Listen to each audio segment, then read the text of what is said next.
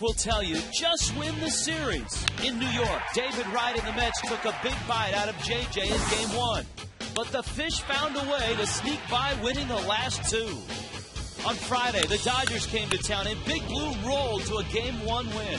Game 2 last night, the Dodgers were up to the very end. Cantu, fly ball center field. Coughlin tags. There's the catch. Here's the throw.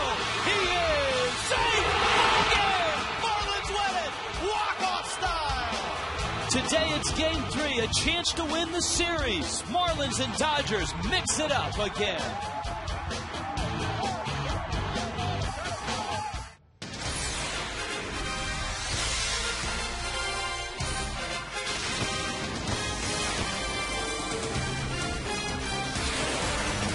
After a walk-off win, all is calm in downtown Miami.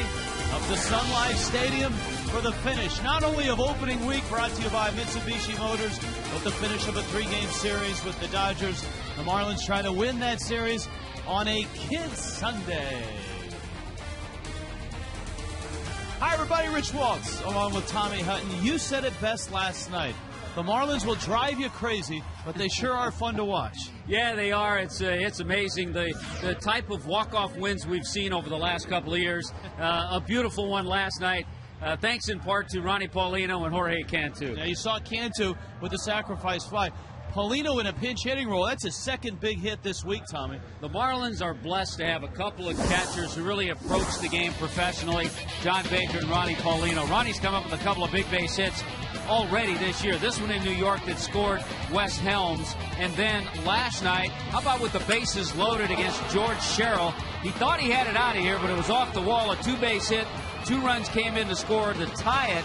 And, of course, that set the stage for Jorge Cantu to hit the game-winning sacrifice fly. But Ronnie Paulino, early in the season, has already produced big. I know one of the things you're going to talk about here on Kids Sunday, and that's kids, learn to throw the knuckleball, or at least give it a shot. The Marlins are going to face a knuckleball pitcher today, Charlie Haeger for the Dodgers. Marlins haven't seen him, but we went back and looked to see how current Marlins have done against guys that throw the knuckleball. Tim Wakefield, R.A. Dickey, who was in the league last year. Pretty good numbers. The Marlins have some guys who have waited and hit that knuckleball well. Look at Jorge Cantu and his numbers. Hanley Ramirez, Cantu again against R.A. Dickey. So again, there are many theories. You try to stay back. You try to make him throw strikes. And I think you also look for the running game. If you get men on base, you can run against a knuckleball pitcher. In this case, with Haeger, he has a good move. Most of them do, and he's quick to the plate. But you don't know how that catcher is going to handle him. Opposing Haeger is Anibal Sanchez as he makes his 2010 debut. It's a big start for Sanchez. The Marlins are anxious to see what they have. That is the key for Sanchez, I think, this year. Stay healthy. Keep that shoulder healthy. I think he can have success that way. So Haeger and Sanchez, that's what we have for you this afternoon. We've got Dodgers and Marlins finishing the series. When we return, our resourceful Frank Ford will speed onto your screen with our website whiz, David V. That's coming up.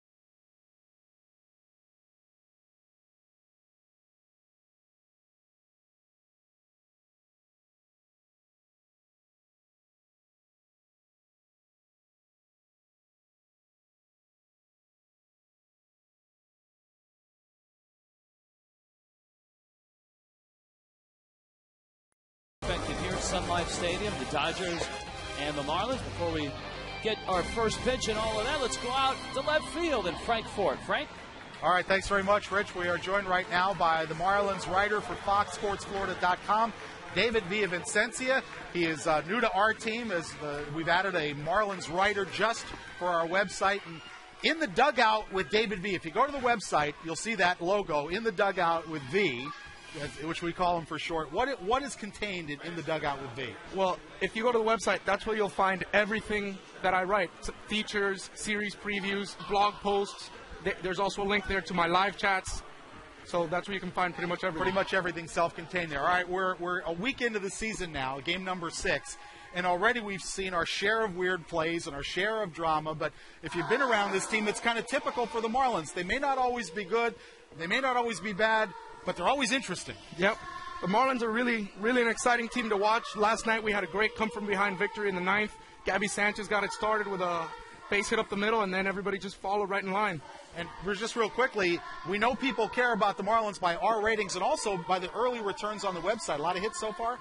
Lots of hits. Everybody's really checking in, and it's going well so far. All right, so join David Villavicencio in the dugout with V on our website, FoxSportsFlorida.com. Lots of feature articles, blogs, and live chats as well.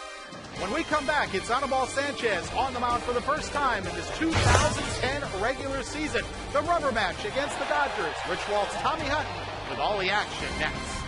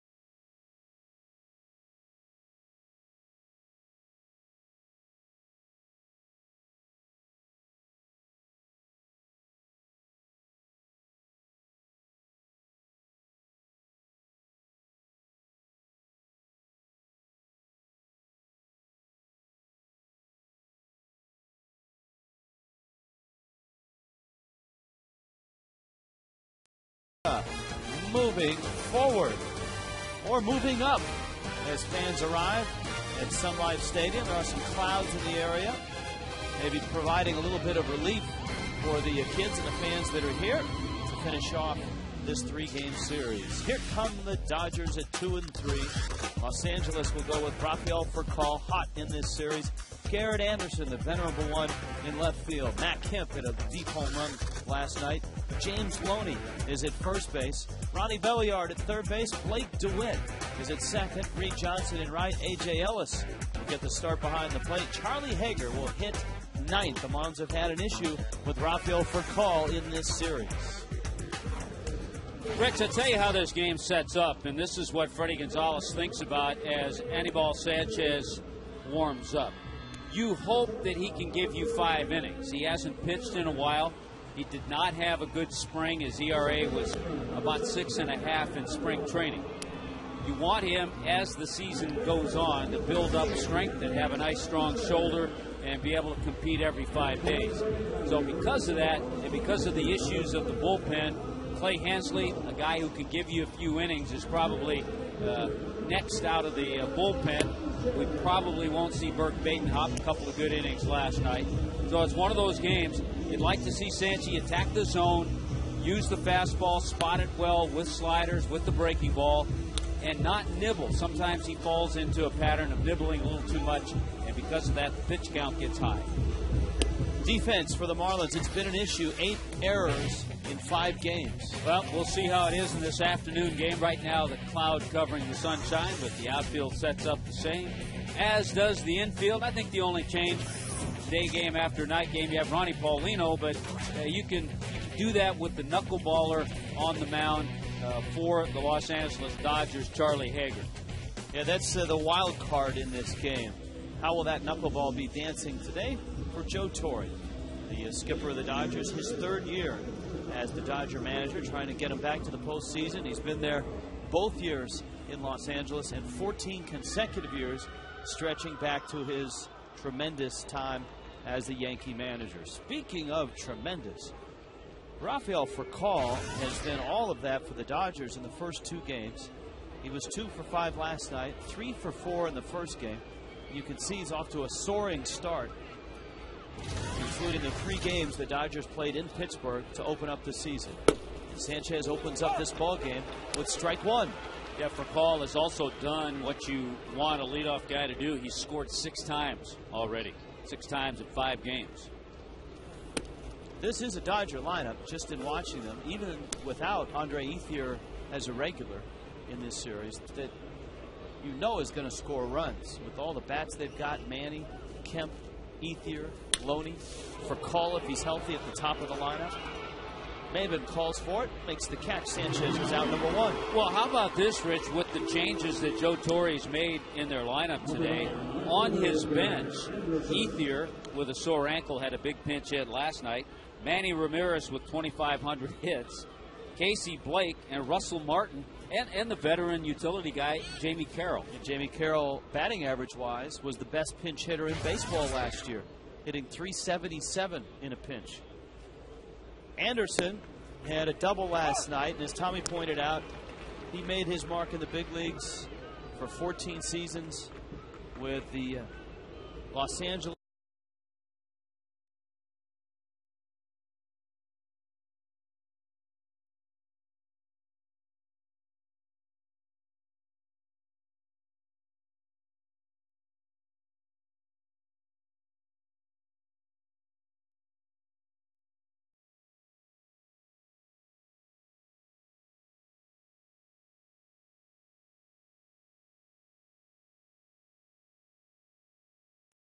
Add and subtract a little to the fastball, mix in some sliders and curves. Got him. That's a good pitch. That is a good pitch. He gets a veteran hitter. He gets the first 2 outs of this first inning.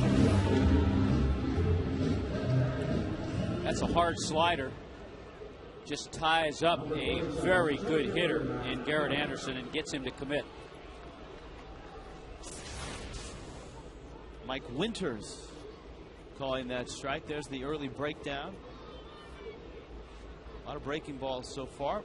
We'll keep you updated on Fox Tracks throughout. That's a fastball that's lofted into the seats.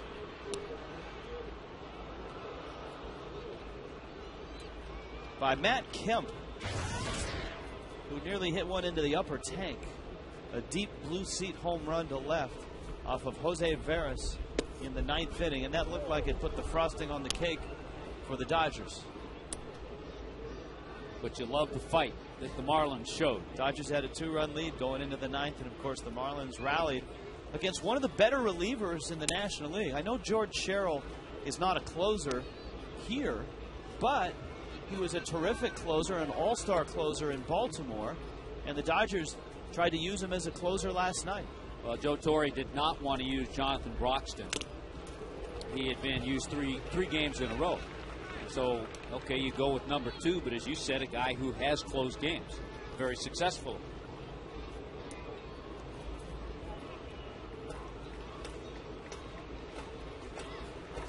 Two coming to Matt Kemp. Wow. How's that for a first inning? Hannibal Sanchez punches out Garrett Anderson and Matt Kemp on his way to a 1-2-3 first, and we're underway on a Kid Sunday.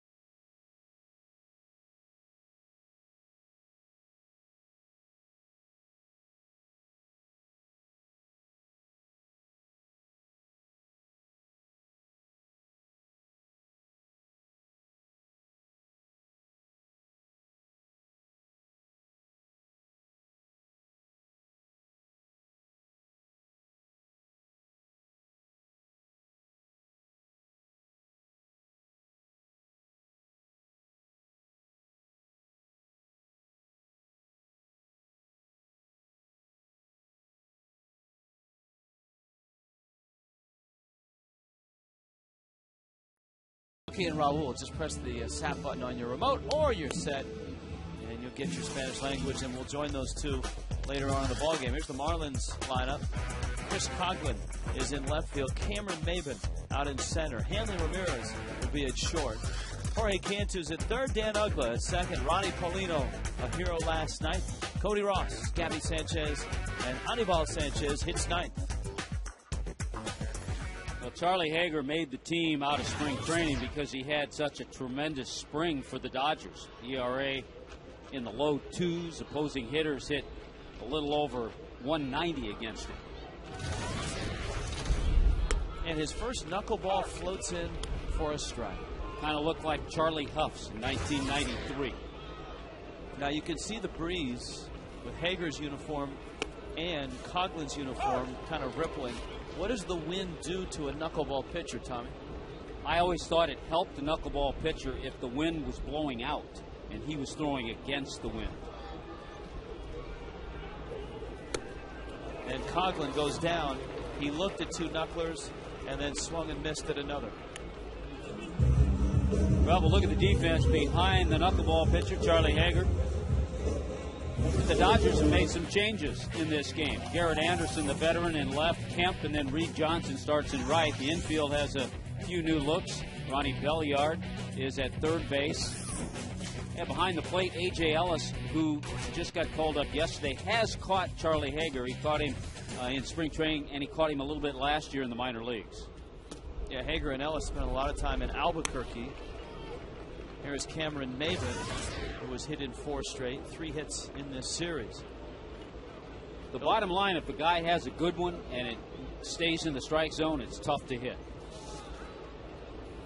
He does throw a fastball. There it is. Kind of a cut fastball. That one stayed pretty straight, but you see it only tops out at 82 miles an hour.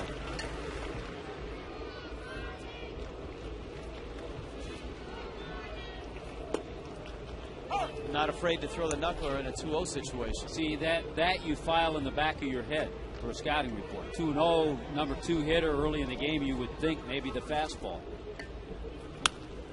There's the knuckler, and it's fouled back. Haeger is a fascinating story. He's out of Plymouth, Michigan. He signed with the White Sox organization. In the first 2 years, he never got higher than short A in rookie ball, and he retired. He said, you know what, if you're not going to put me up at long A, I'm done. And he went back and played college golf at Madonna University, a small school in Michigan. His brother was the golf coach, but he always had fooled around with a knuckleball, and he decided the next year, called the White Sox up and said, hey, how about if I came back and tried the knuckleball? How about if I unretire and try the knuckleball? And the White Sox said, all right, we'll give it a shot. And so in 2004, he comes back throwing the knuckleball, climbed his way up in that organization, has been to the big leagues for a few snippets of time, and as Tommy mentioned, has made the Dodgers out of spring training. And he has struck out Coughlin and Maben with some nasty knucklers. I'll say early on, he has shown control of the knuckleball, and it has tremendous movement. Watch this pitch.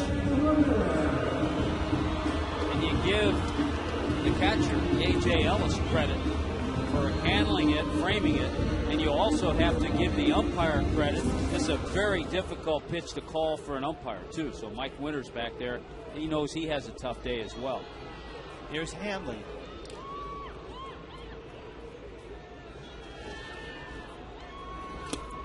Hanley goes after a high knuckler. Notice also, at the velocity, he'll change speeds of the knuckleball. That one just 71 miles an hour. He's thrown a few others that have been a little harder.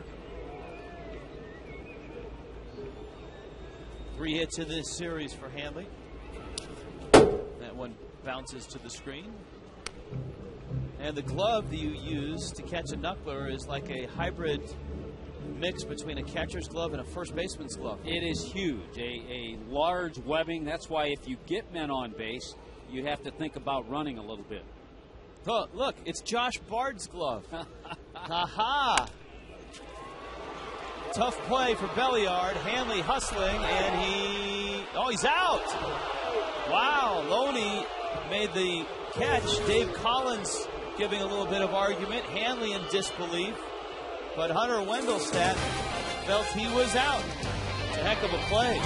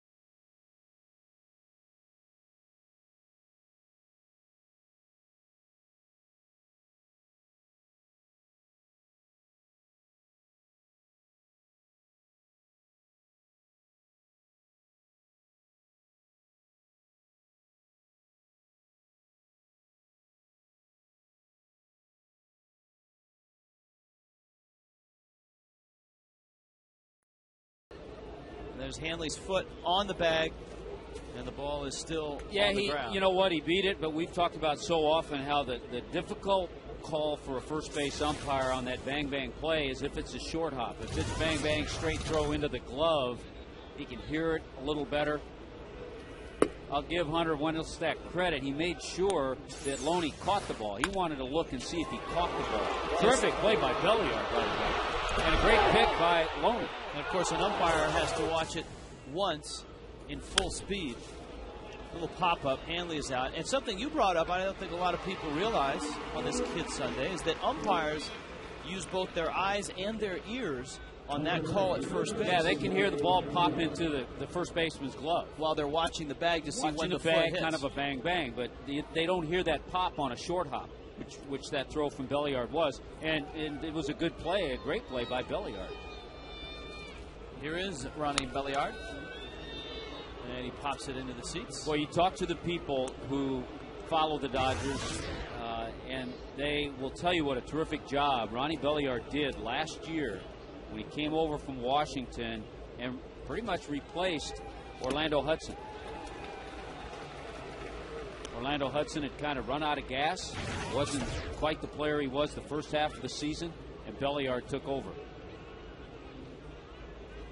Belliard, 5 homers in 24 games and hit .351 with the Dodgers. One note that jumped out about Belliard, among active players in the major leagues, he's 3rd in games played at second base. Diving stop, Ugla on his knees, no chance. Belliard can still scoop. He's got himself a base hit. Over 1,100 games at second base for Belliard. That's 3rd among active players.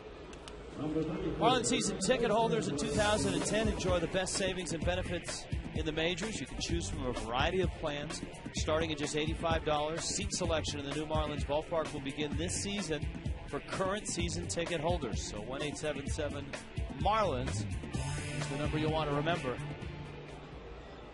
Here's Blake DeWitt with Belliard at first. That one kicks away from Paulino, but not far enough for Belliard to advance. 81 degrees, 61% humidity, and the wind is at 16 miles an hour.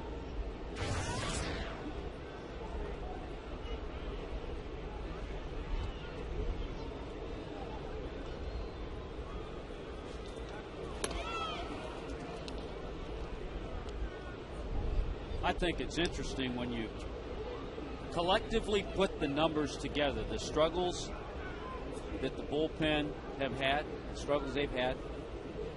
The offense hasn't really clicked, I don't think, except for a couple of guys. The defense hasn't been very good, yet the Marlins have won 3 of their first 5 games. Marlins bullpen has pitched 17 innings in 5 games and given up 13 runs. If you take Burke Badenhop's 5 innings out of the equation, it's 12 innings for the rest of the pen and 13 runs.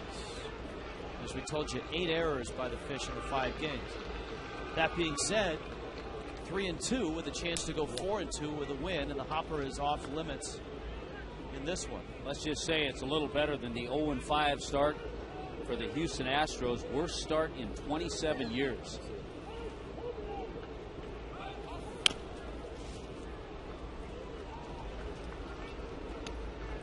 Speaking of starts, Johan Santana is making his 2nd start of the season as the Nationals and the Mets play. And our old friend Josh Willingham just hit a grand slam against him in the 1st inning. 4-0 Nationals. The hammer. Blake DeWitt digging in. Belliard bluffs. It squirts out towards 3rd. Cantu, nice play by Cantu to get that out. I think right there, Tommy, you saw the influence of playing second base in his career had on Jorge Cantu. Not many third basemen can make that little smooth flip. Yeah, there really wasn't a chance for Hanley to get to that ball, so Jorge Cantu moving to his left, got to it nicely, gave Dan Uggla a good feed. It really wasn't hit hard enough to turn a double play, but nicely started by Jorge Cantu. The fact that he was a second baseman coming up, I think, helped. I just had a great thought when, of course, one of our favorites, Josh Willingham, the hammer. Too bad we couldn't have the hammer and the hopper on the same club at the same time. So we could have the adventures of Hammer and Hopper. Yeah. Or the misadventures. Here's Reed Johnson. Goes after the first pitch. And sends it into the seats. Time for Tommy's tips. Well, we saw it with Jorge Cantu the other night. Know your base runner. Manny Ramirez hit it, not a speedster. So he took his time. He knocked the ball down. Okay, didn't panic, didn't rush it. Once he turned, he picked up first base and got Ramirez going up the line. Johnson again sends this one in the air. This time it's playable. Cody Ross is out there, makes the catch. Moneyball Sanchez looks good through 2. We're scoreless.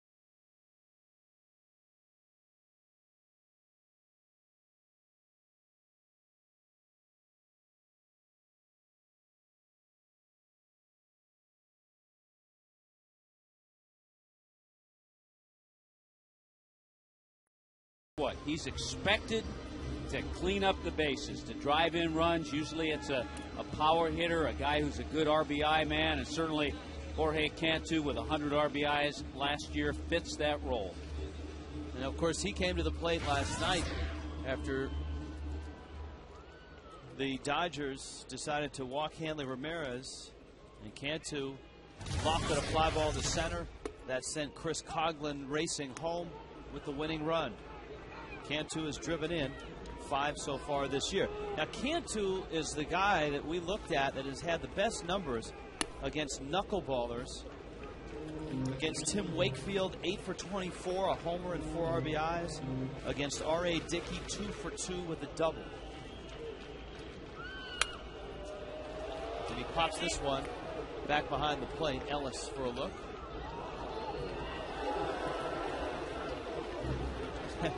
And a nice play by a fan. Counts 1 and 2. Just had a thought in thinking about Jorge Cantu and the way he produces runs. Similar way, of course, he did it in a Hall of Fame career as Tony Perez. Tony had a number of 100 RBI seasons. He had 7. But he also had a number of seasons where he was right there with 90. Wasn't what you would consider a big home run guy. He did have 41 year. That was his tops. But a line drive guy and a guy who knew how to drive in a run from second base or from third with less than 2 out.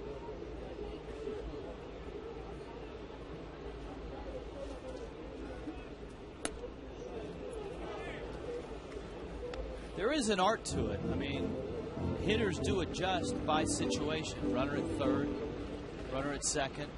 One of the things that Tony Perez preached to Hanley Ramirez last year. And that's where we saw Hanley pick up a lot of RBI base hits the other way.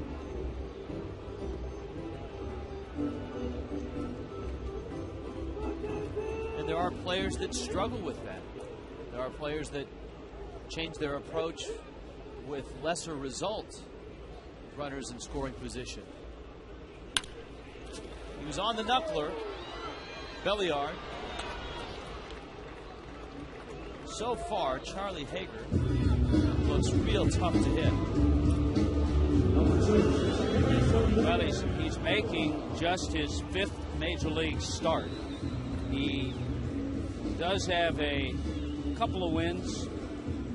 First major league win was back in 06 when he was with the White Sox against Seattle. But it's interesting if you follow the careers of knuckleball pitchers. Obviously, they're all guys who made the transition at some time or another.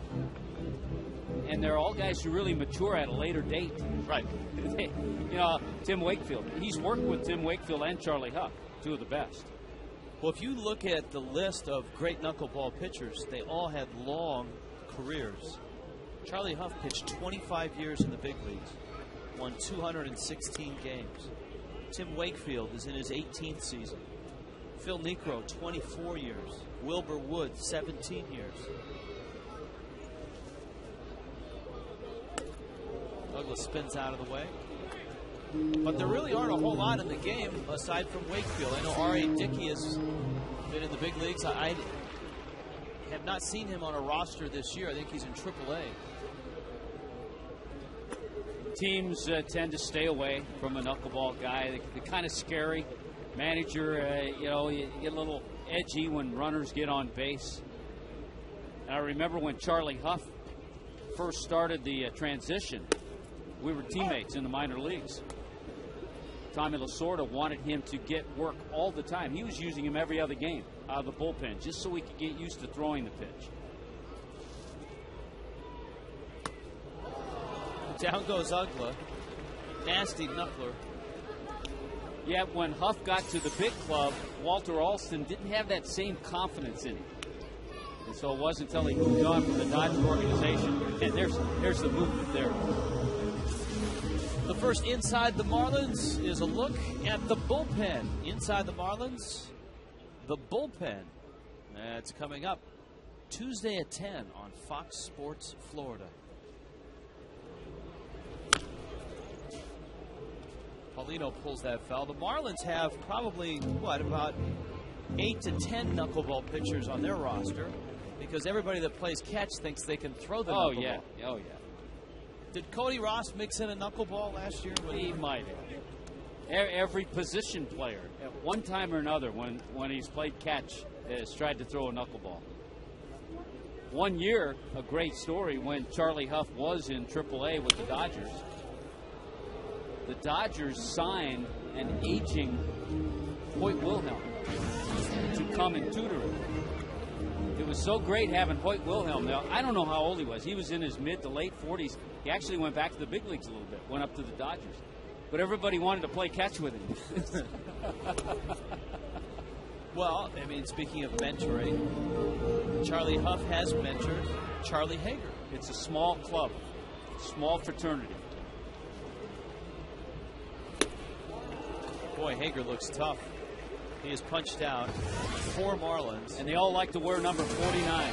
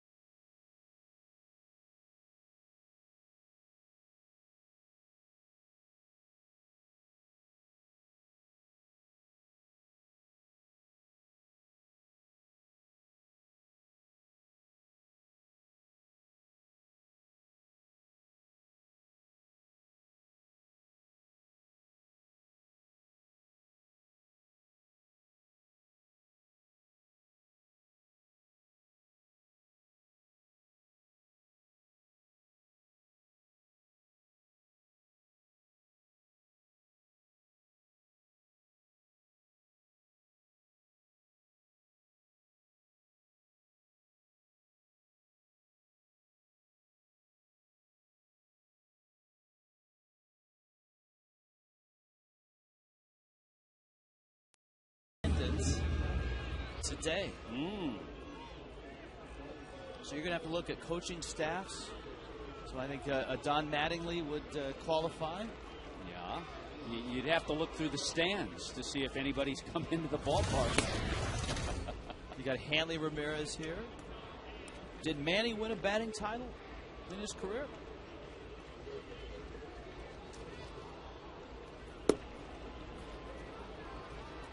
Sanchez working on A.J. Ellis, rookie catcher.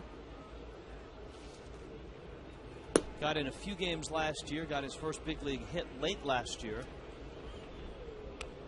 And he's up with Haeger and for call the top of the order against Sanchez.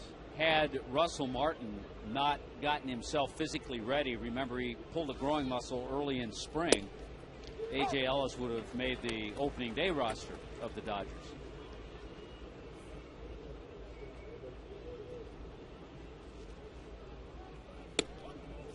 And Sanchez walks the leadoff man. Ellis, coming up in the minor leagues, has always had a high on-base percentage. It's one of the things the Dodgers have liked about him. His career minor league on-base percentage is right up around 400, 398. It's certainly not a power guy. No home runs in 90 games last year in Albuquerque. All right, let's see if Charlie Haeger can bunt as well as throw the knuckle. You know, you're on to something about that number 49. Drops it down. Sanchez is going to go to first. Not the best of throws, but Ugla is there.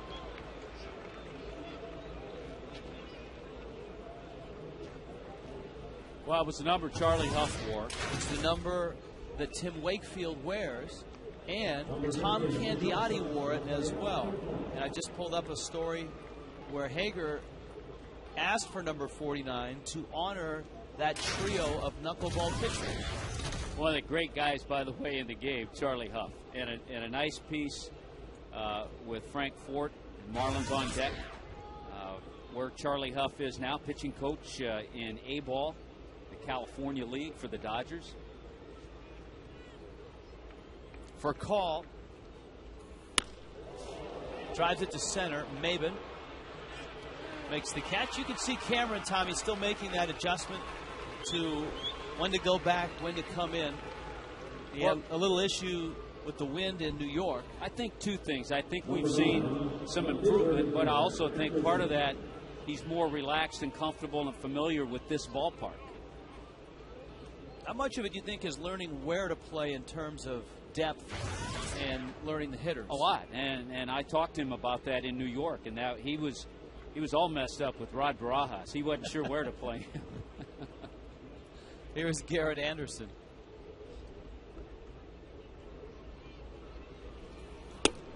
Good sharp breaking ball, and Sanchez fed Anderson a steady diet of those in the first and struck him out.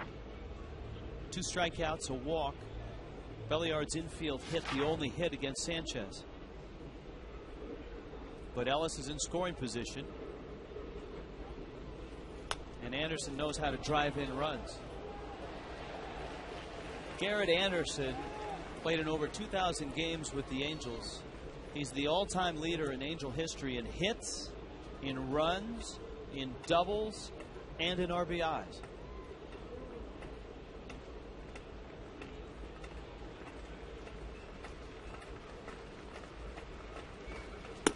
Got him. Sanchez punches out Garrett Anderson.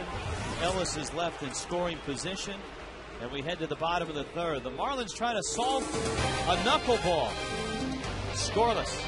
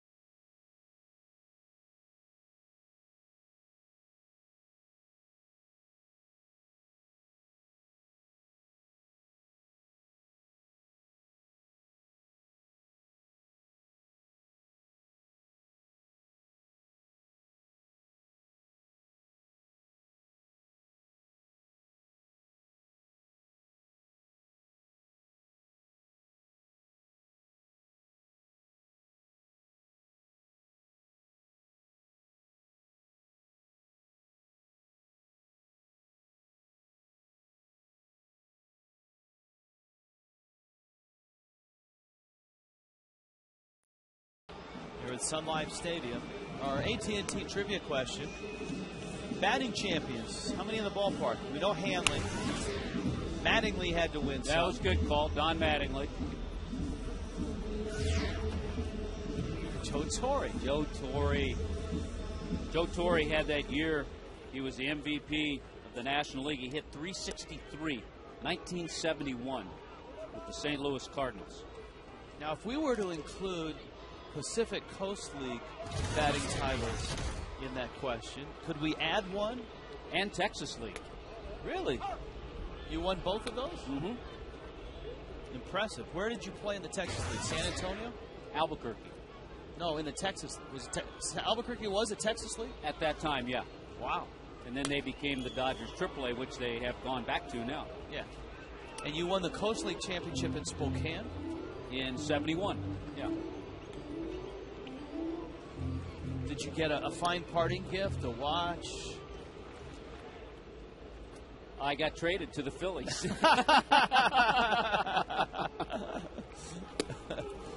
Cody Ross and the Marlins are just, right now, dazzled by this knuckleball. Well, so far, this has been impressive by Charlie Haeger. The ball is darting left, it's darting up, it's darting downward. And as a hitter, you don't know which way it's going to go. Most of the time, the pitcher doesn't. But the thing that Haeger has really impressed me with is his control with the knuckleball.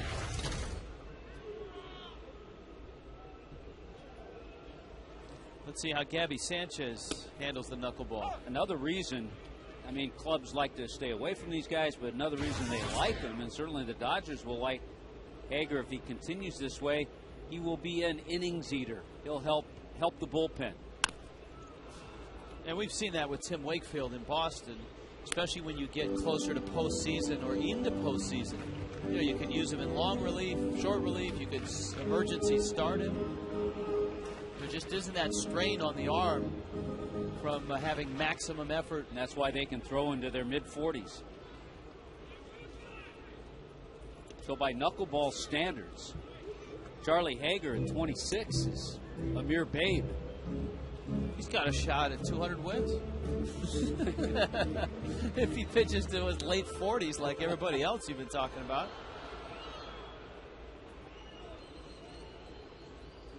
1-2 is up and in. Now the Necro brothers, Phil threw more knucklers than Joe. Yeah, Joe was kind of a combo. Joe had pretty good stuff. He threw live fastball, slider, but he threw some knuckleballs very hard. Yeah, Phil was primarily knuckleballs.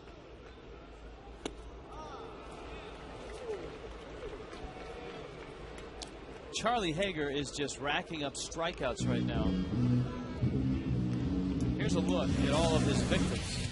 Keep your eye on the knuckleball as you watch it. That one down and away, it moved. This one down and in. This one kind of stayed up and darted away. This one was hard to catch up to. Cody couldn't get that one. Wow.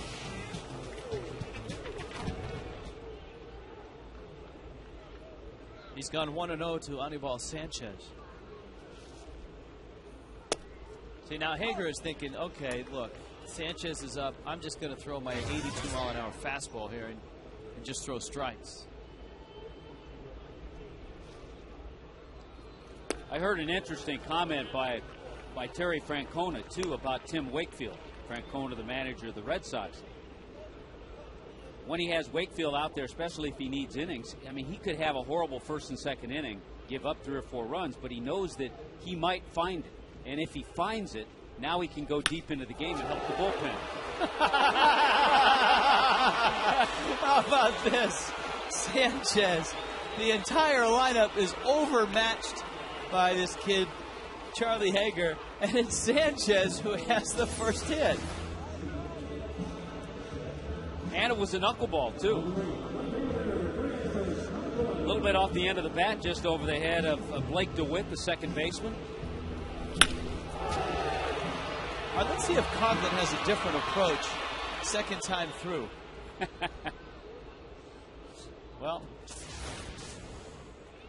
Coughlin looked at 2 strikes and then swung and missed, and he takes high. We told you we looked for guys and their records against other knucklers. Coughlin was 2 for 3 against Wakefield last year. I'll tell you another thing that's always, for me, been hard to figure out. I'll see certain hitters and I'll say, I think he'll have success against a knuckleball pitcher, and I'll be totally wrong. Sometimes it's a guy with a short, compact swing. Sometimes it's a guy with a big swing. There's a rare fastball. Yeah, fastball. So, like, short, compact, you would think Coughlin, Gabby Sanchez. Big swing, you'd think Ronnie Paulino. So who's going to have the success against Haeger?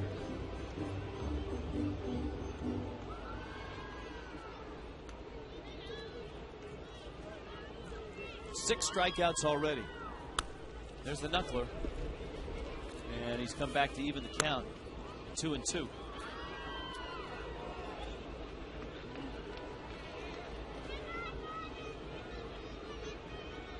The other nice thing about having a knuckleball pitcher in your rotation, is he can mess up an opposing lineup for a few games. Right now, the Cincinnati Reds are happy that Charlie Haeger is pitching against the Marlins today. Wild pitch. That comes up often with the knuckleballer. Although I'll say this about Haeger, he's not down low with this pitch. He's been up in the zone most of the ball game.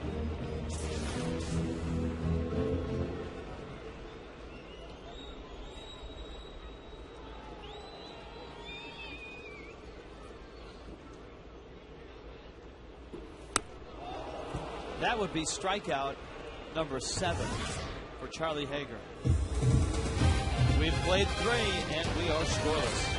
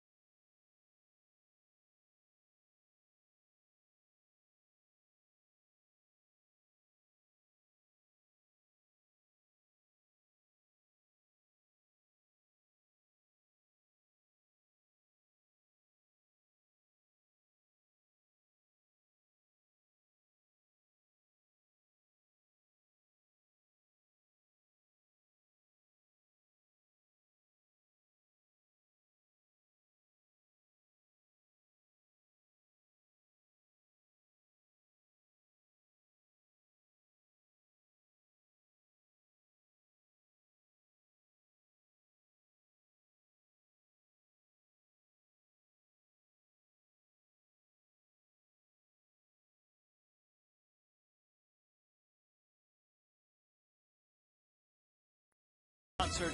Got your fireworks, and it's all presented by Badia Spices. The Marlins and the Nationals at 7:10. All Marlin fans get Thunder Sticks. 1-877 Marlins. Salsa and Thunder Sticks. It's always a good combination. Wind and knuckleballs, not a good combination for hitters. Salsa and chips, that's a good combo too. Matt Kemp, James Loney, and Ronnie Belliard.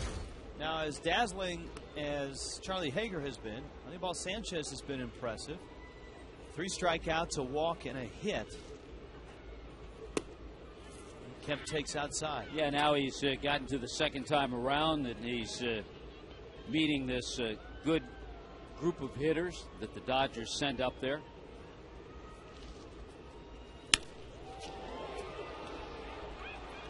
And Matt Kemp singles to left. He's going to bring up James Loney. By the way, the base hit that Moneyball Sanchez got off Charlie Haeger. Now, Moneyball isn't the greatest of hitters, but it snapped an 0 for 47. So his first hit in 48 trips to the plate. It's probably since, what, 06? His last hit was April of 07. Well, that's close. And it was a bunt single.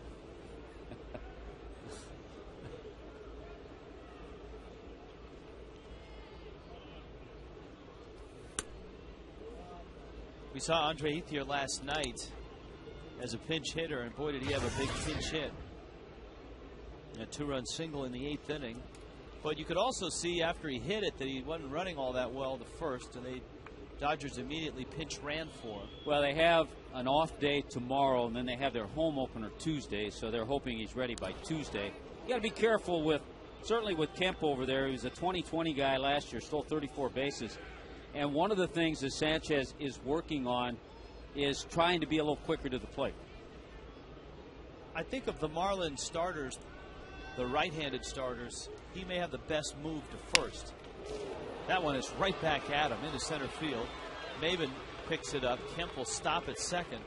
And the Dodgers have opened the fourth with a couple of loud singles.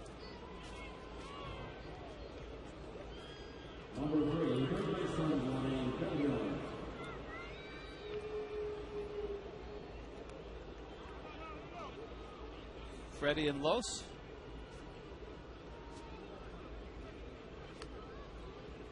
Now here's Belliard. He has an infield single, and he certainly can handle the bat. He has spent a lot of time hitting in the 2 spot in his long major league career. So we'll see how the Dodgers play it, if they want to bunt him up or let Belliard swing away. I think he'll swing away, and you also, you don't see it that often. It's something the Dodgers years ago used to do more than anybody else. Put a hit and run on with runners at first and second. So don't rule that out either, because of the bat control Belliard has.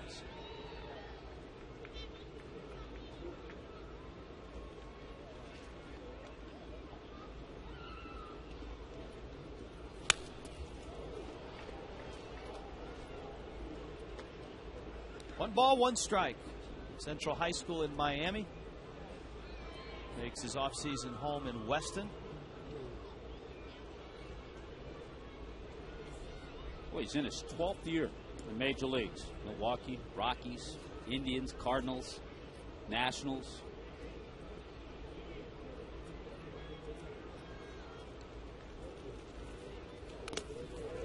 Tried to bunt for a base hit. And the count's 1-2. He's one of those guys, and it may not be a baseball basic term, but it is a baseball term, that he could fall out of bed and hit. Guy that just, you know, you could call him up in January and say, Ronnie, I need you to pinch hit here and drive in a run, and he'd come up and get you a line drive. I think we could put Wes Helms in that category too.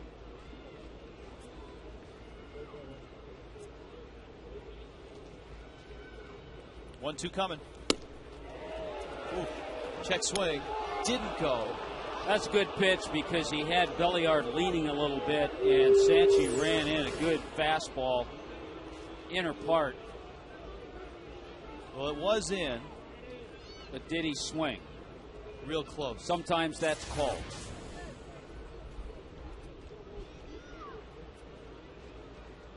Let's see where Sanchez goes on 2-2. Kemp was bluffing, and Sanchez spins to keep him close.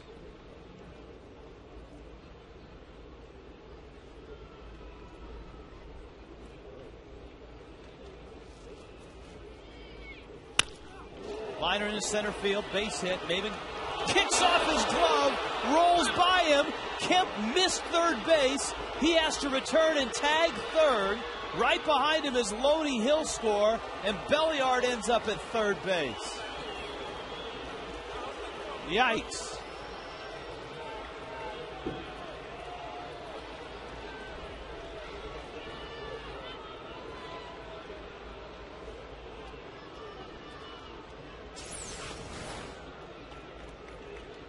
He wasn't going to have to make a throw because the ball was lying the way it was with nobody out. The runner from second base, Kemp, was not going to score, and as it turned out, he missed third base anyway. You don't know that's going to happen, but Larry Bow was going to put the brakes on him. He had to go back tag to bag. Loney, in the meantime, saw the ball get away from Cameron Maven. And once again, bad defense lets down the pitching. 9th error in game number 6. I don't think Belliard's going to get an RBI on that, because the runner from second missed third and stopped and would not have scored had the ball been fielded cleanly.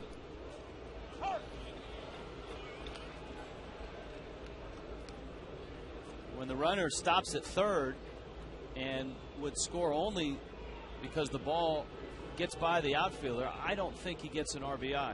Regardless, 2 runs have scored. There's nobody out, and Sanchez goes to work on Blake DeWitt. Now, if you're Anibal Sanchez with Belliard at third, you just have to regroup. That run scores, all right, forget about it, regroup, get back in the groove you were in the first 3 innings. Easier said than done. And the scoring is no RBI.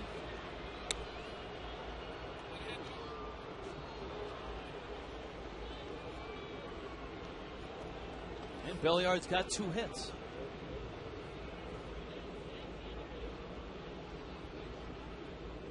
Well, you know, if the youngster at the plate, Blake DeWitt, struggles, Joe Torre's wild card is Belliard at second base. Absolutely. The nice thing about Belliard is you can stick him at third base, second. He's actually played some first base as well. Not that Loney ever comes out of a game. No, Loney doesn't miss many games. He usually plays every one of them. Yeah, Loney missed 1 game last year and 3 the year before.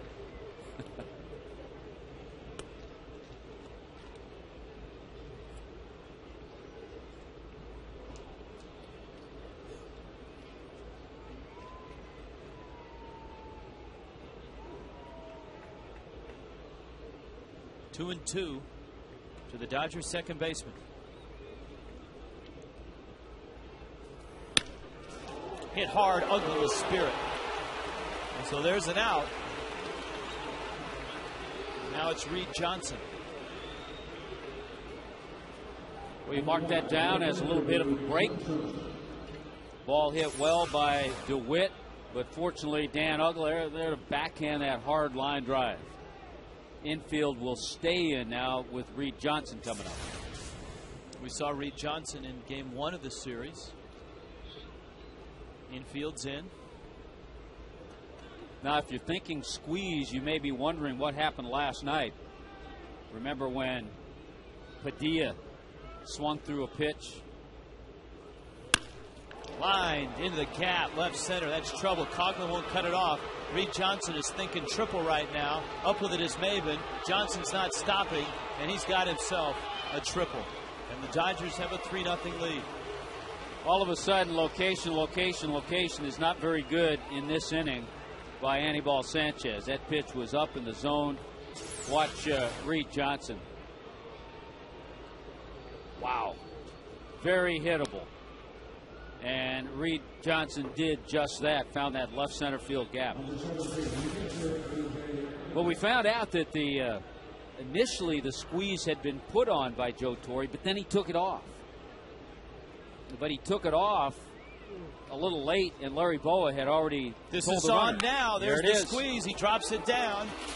Paulino's going to go to first, and they'll get the out at first. It's a great time to put on a squeeze. Yeah, that's a lot better timing than we thought last night in the situation last night. A good situation there because you have the pitcher coming up. You have a guy who I know Joe Torre knows his ability at the plate. You have to know that. When you perfectly executed, right? Back to the mound. That's all you have to do in a squeeze play. It doesn't have to be a perfect bunt. A lot of managers, when they put the squeeze on, they're looking for something that happens in the game, a big play, a triple, a wild play, something that takes gives you a little bit of a distraction. Takes the focus off that at bat right there. And then you do it right away.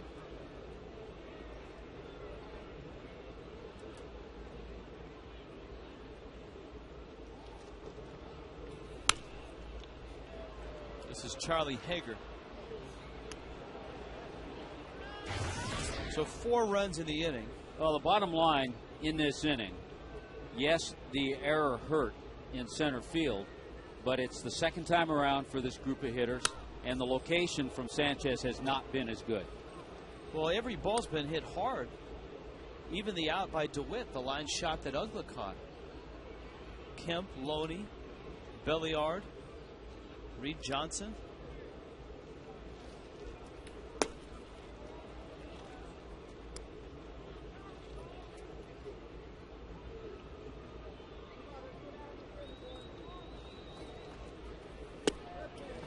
And Sanchez finishes off Haeger. But the Dodgers get on the board. 4 runs and a 4-0 lead.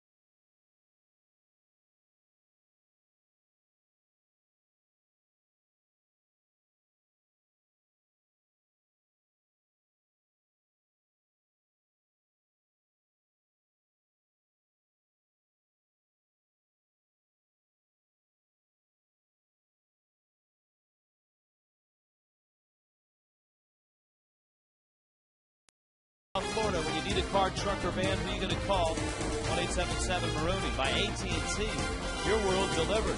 By Tobacco-Free Florida. Escape the addiction of tobacco. Be free. Visit FloridaQuitline.com. Lunch is ready. The Dodgers, those are not Dodger dogs. Charlie Haeger and his dancing knuckleball have baffled the fish, and his Dodger teammates have just given him a 4-0 lead. As overpowering as he's been, I don't know if you can really use that word with knuckleball, but he seems that way. Over-dazzling. His 7 strikeouts. Yeah, 7 strikeouts has tied his career high, albeit a brief career, making just his 5th major league start. But he struck out 7 Chicago Cubs back in August last year. Toyota trend a 4-game hit streak for Cameron Maybin. Did it 3 times last year. It's Maybin, Hanley, and Cantu, and the knuckleball is high. And there really isn't, you think about a pitcher that has other stuff, you might want to change your approach, change things. You're really at the mercy of the knuckleball and how it's going to move in your at-bats. Here's the 1-1. We talked about the young catcher, A.J. Ellis, and the glove that he's using. The name on it is Josh Bard. And remember, Bard was acquired by the Red Sox back in 2006. And he was a backup catcher, but his job was to catch Tim Wakefield because Doug Mirabelli had gone to the Padres. Well, he couldn't catch Wakefield. It was just an absolute nightmare. And I believe the Red Sox had to go back and reacquire Mirabelli from the Padres and send Josh Bard there in the deal. So maybe Bard had a few of those laying around in the garage.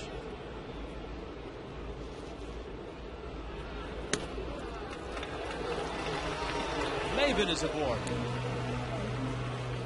Frank Fort is aboard somewhere. Hey, Frank.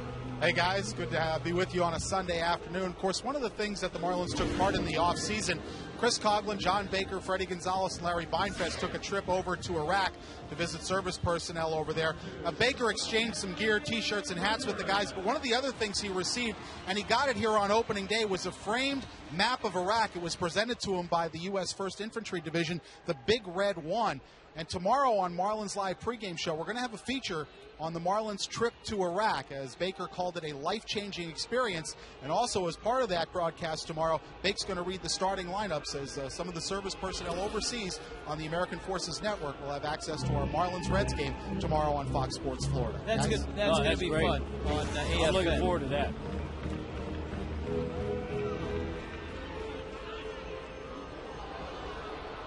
Hanley bounced out back in the first. You mentioned Terry Francona and having patience with Wakefield on a bad start where suddenly he'll find the knuckleball. In the same sense, can you lose it? Yes. That same thing can happen. It can go in the other direction, too.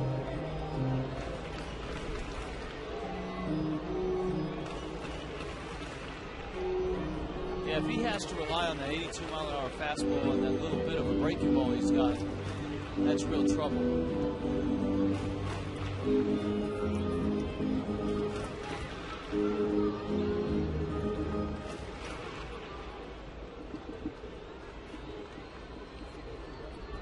And I don't know that he wants to throw that 82-mile-an-hour fastball to Hanley Ramirez. He did, and he missed. They got it up to 84. And he's topping out.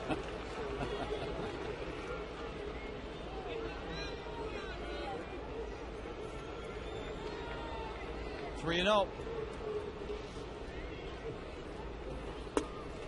He's walked a couple.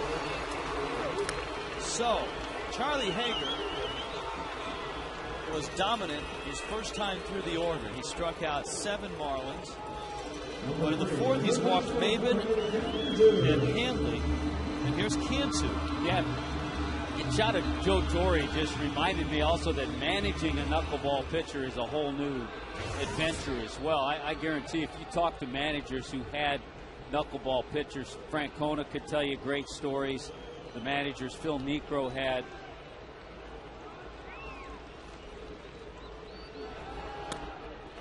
The Marlins, for a time, actually had, I just thought of another knuckleballer, Dennis Springer.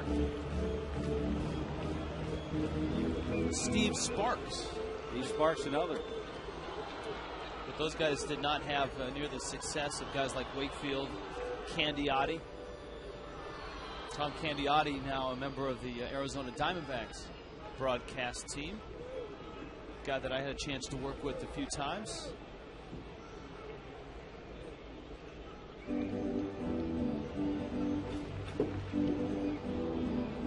Rick Honeycutt is out there. I'm sure Honeycutt is saying, look, I have no experience in throwing a knuckleball, but whatever you're doing, it's not working. What do you say as a pitching coach to a knuckleball pitcher? I mean, you're not going to say keep it down, throw strikes. I mean, he had it working the first 3 innings. I think, and to give the Marlin hitters credit, this inning they've been a little patient with that knuckleball too.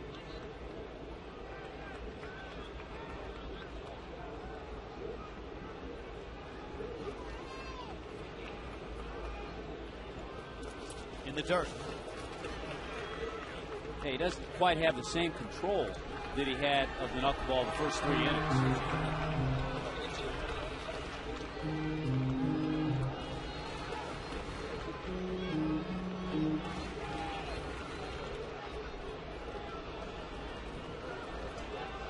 Good speed with Maven and Hanley aboard. Let's see what Cantu gets. 2-1. Knuckleball, and he hits it well. Left field and deep. That ball's gone! We told you at the outset of the telecast, of all the Marlins, Jorge Cantu had the most success against knuckleballers in his career, and darned if he doesn't hit a 3-run homer. What a nice answer after the Dodgers just put up 4 in the top half of the inning. So we saw a little more patience in the first 2 hitters. Cameron Maven, Hanley Ramirez drew the walks. Here's the knuckleball. This one floated but didn't dart around as much. And Jorge Cantu, who has had success against this freakish pitch, sends it a deep way for his 2nd home run of the year. Jorge Cantu with 8 RBIs on the season already. Just like that, it's a 1-run game. Ugla dribbles it foul. Cantu against R.A. Dickey, 2 for 2 in his career. Against Wakefield, 8 for 24 with a home run. And now he can add Charlie Haeger to that list. He's 1 for 2 with a 3-run homer.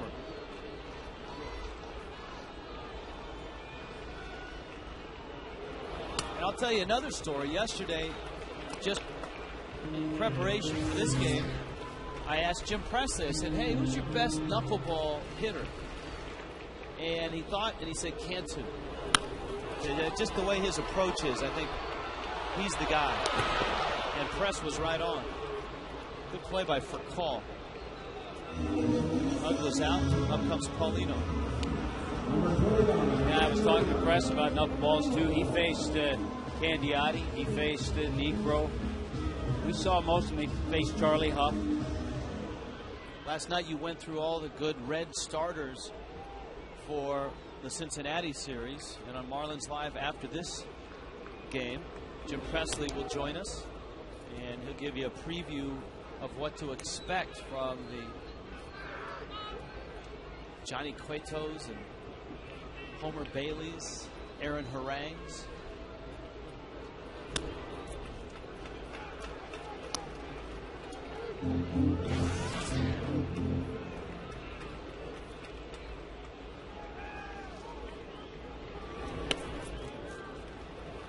Paulino takes down low. There's Cody Ross. Let's see if Paulino gets a fastball. He did.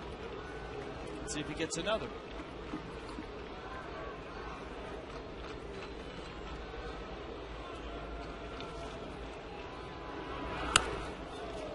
came out of his shoes. He got the knuckler, but again, in this inning, it's not moving around as much. Our Geico quote of the day you don't do your job, I can help cover you. The day it's my turn to struggle, you can help me. I'm coming off the bench. Swing and a miss, it goes to the screen. Ellis in trouble, and Paulino's going to reach. And that can happen with a knuckleballer as well. It's a nightmare for a catcher. Ellis so far has handled it pretty well. So it's a strikeout and a wild pitch, strikeout number 8, so that establishes a career high for Charlie Haeger. But on that strikeout, you can see this ball go everywhere. Ellis couldn't handle it. Hit off the kind of the heel of his glove, and alertly Ronnie picked it up and reaches first base, keeps the inning going. That was a great illustration of how tough it is to hit a knuckleball, because if it's tough to catch, you know it's even harder to hit. Yeah. If you can't catch it, how the heck are you going to hit it? Many have said that.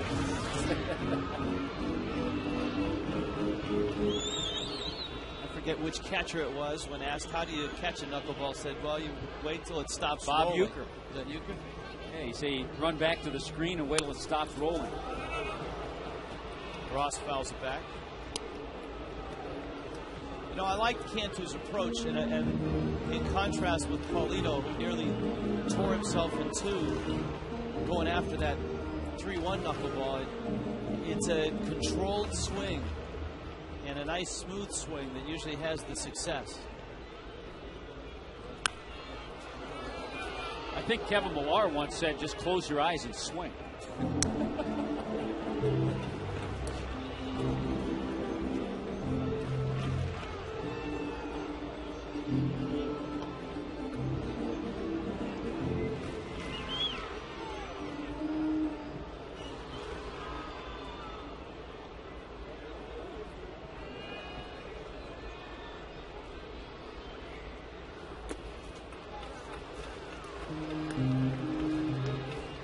2-2. How much does pitch count matter with a guy like this? I mean, this is he's up at 76 pitches already. Not too much. I mean, his first outing of the year, they're not going to let him throw 150. Ross hits that off the very end of the bat.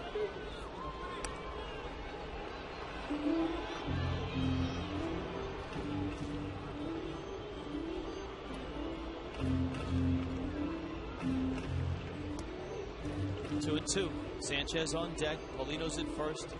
Cantu with a 3-run homer.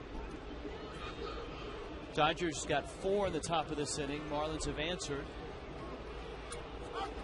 Struck him out.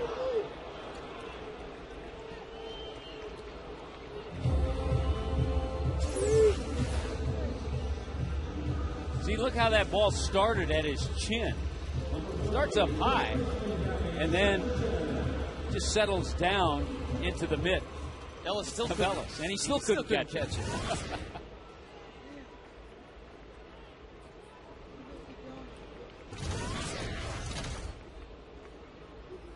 You talked about which hitters might have success. As I look down the Marlins lineup, this is one guy that I thought might have success against the knuckleball because of his short, compact swing. Yeah, I did too, but sometimes that doesn't equate.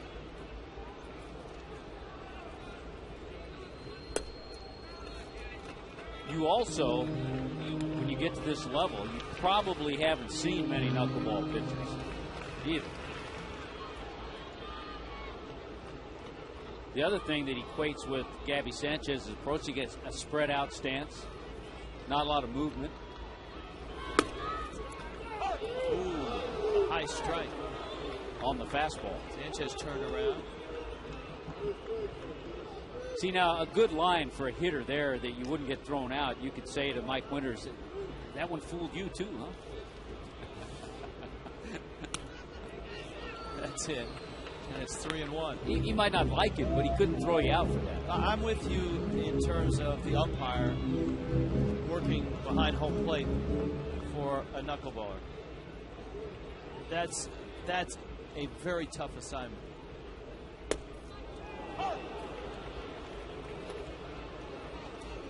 Yeah, I guarantee Mike Winters and his crew, they might have kidded him a little bit and said, hey, you get the knuckleballer on Sunday. He's done a good job. 3-2 coming. Knuckleball on the ground. We've watched A.J. Ellis battle and try to catch Charlie Haeger. Watch his eyes. He's taking the Kevin Millar approach. Just close your eyes and catch it. He's got it. Well, it brings up Sanchez, who actually singled in the third. And if you're Sanchez, you got to just sit fastball and don't even think about swinging at a knuckleball right now. Because Haeger's having trouble throwing strikes with the knuckler. You know he's going to, sooner or later, with the pitcher up there, just throw a straight one. 1 ball, 1 strike.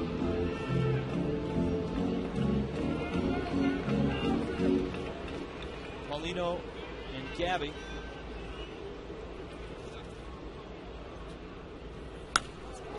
He got a fastball, and he was just late on it. First time, I think, today that Haeger's thrown 2 fastballs in a row. Of course, he has the pitcher up there.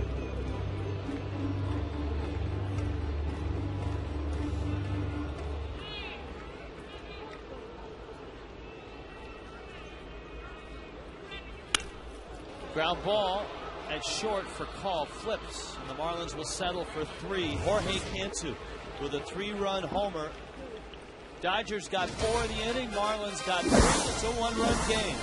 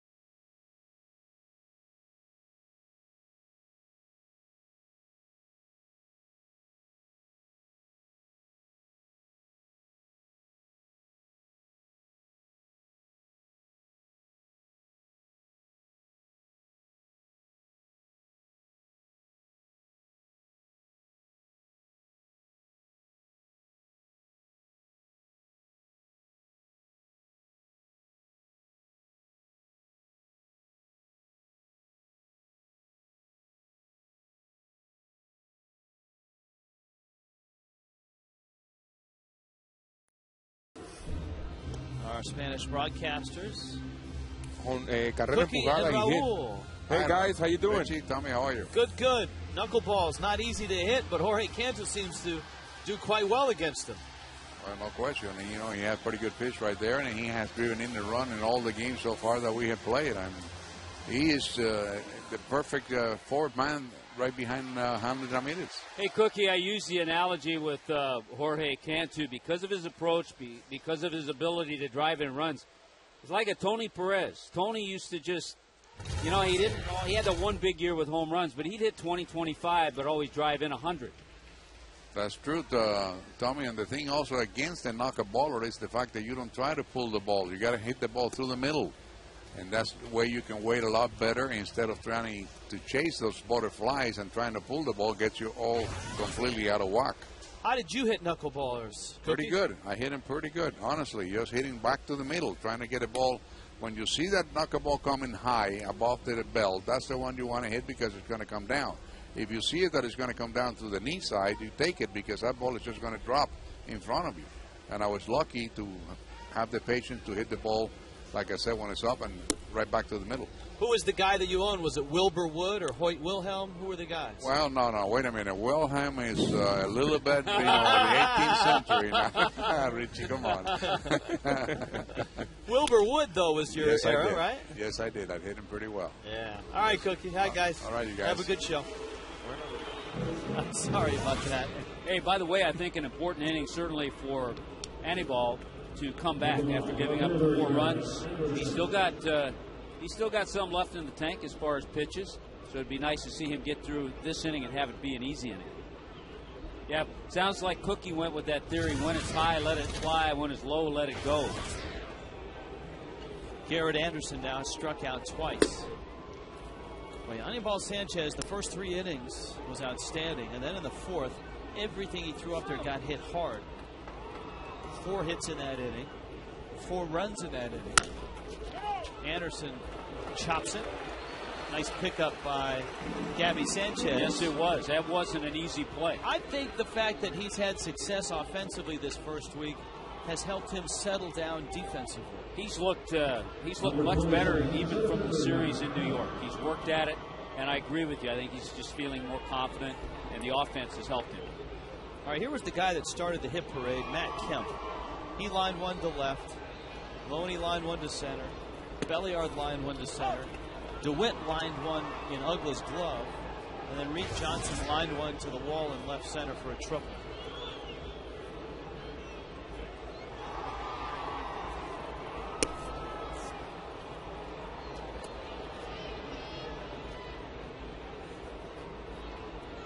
Great pitching matchup, by the way, in Houston this afternoon. Phillies, who have gotten off to such a great start.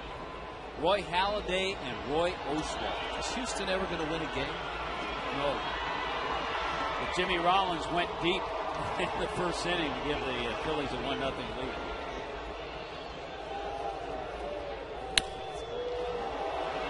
Maben goes back. Nice inning. And Cameron is there. Very nice inning. Sanchez settles down. Marlins down a run.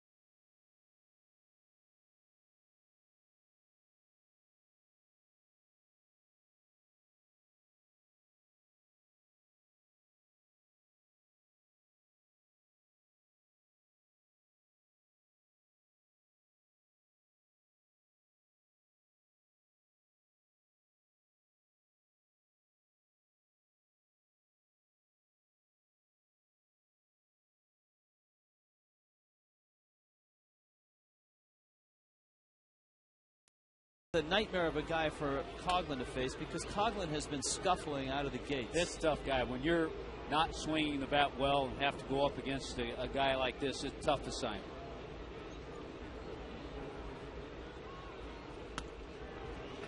That knuckleball is high. Haeger has thrown 90 pitches.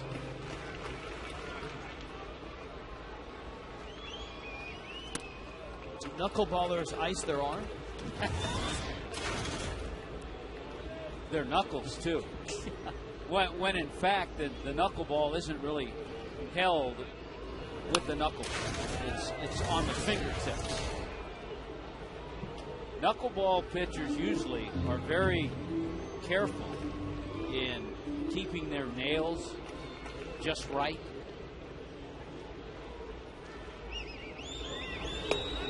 Coughlin is really in a fog against Haeger.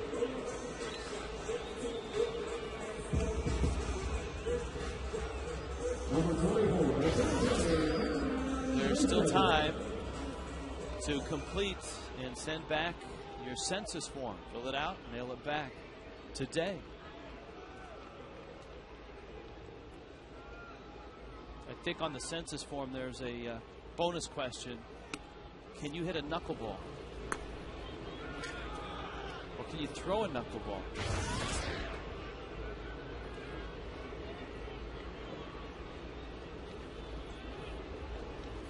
For the kids that are listening on this Kids Sunday, Tommy, if they want to go out in the yard and try to throw a knuckleball, it's hard. It's really something you don't want kids to do. It's a totally different motion. You get it on the fingertips, hold it kind of on the horseshoe, the seams.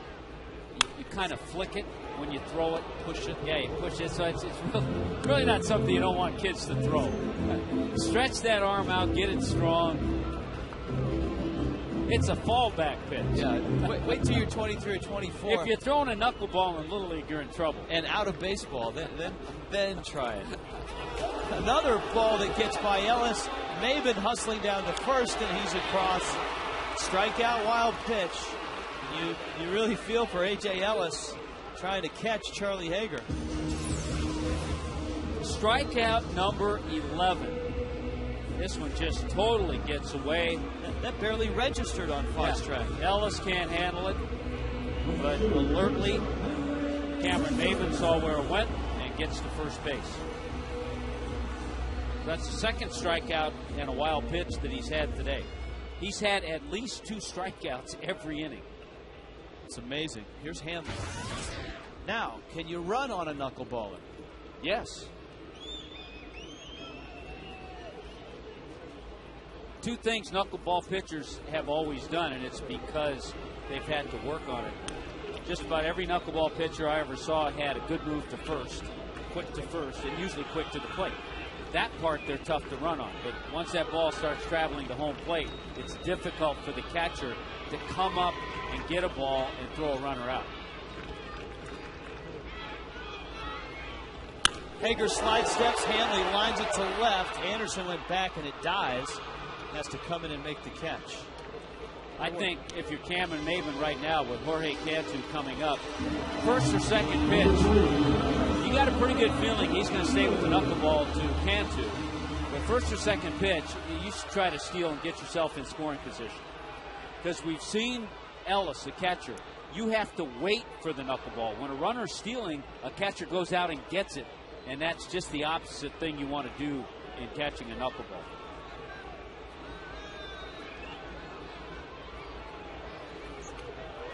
Maben is back.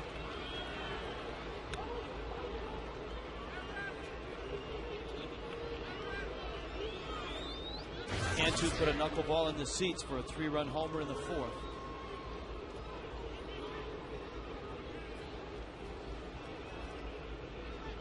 He was leaning, and he's out.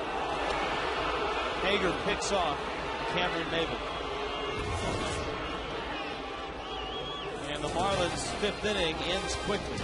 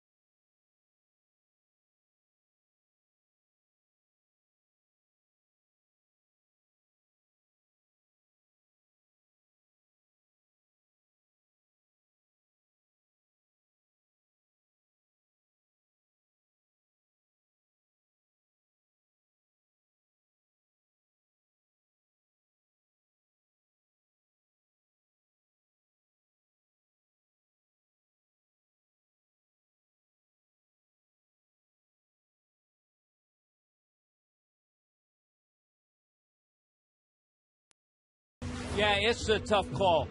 You leave yourself open for getting picked off when you're stealing, but with Jorge Cantu up there, as much as you'd like Maven at second base, you hate to leave him at the plate.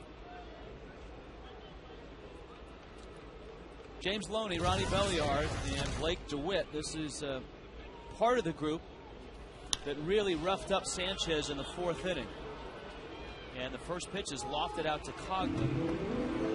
Sanchez had a nice 1-2-3 in the 5th, and he gets the first out here in the 6th.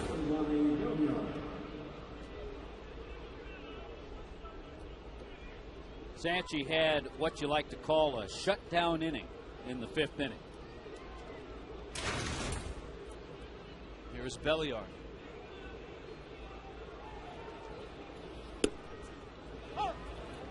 What exactly is a shutdown inning?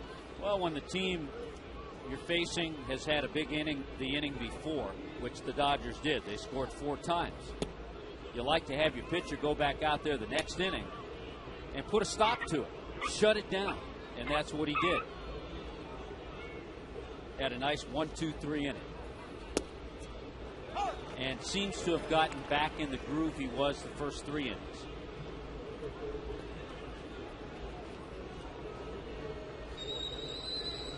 Here's the 1-2.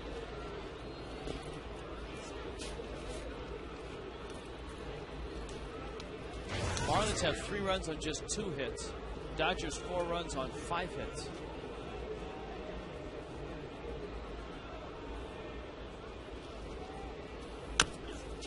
That's going to be a tough play. Sanchez has no chance. Belliard runs pretty well. And the little guy scoots down the line and has his 3rd hit of the ball game.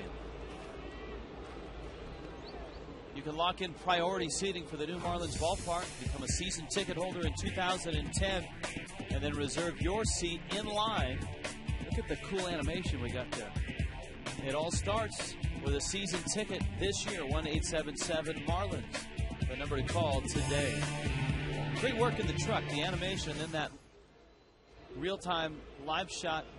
Well, it was live on Friday. I still love that shot, that blimp shot. Goodyear blimp shot of the new site. Just fantastic. Here's Blake DeWitt.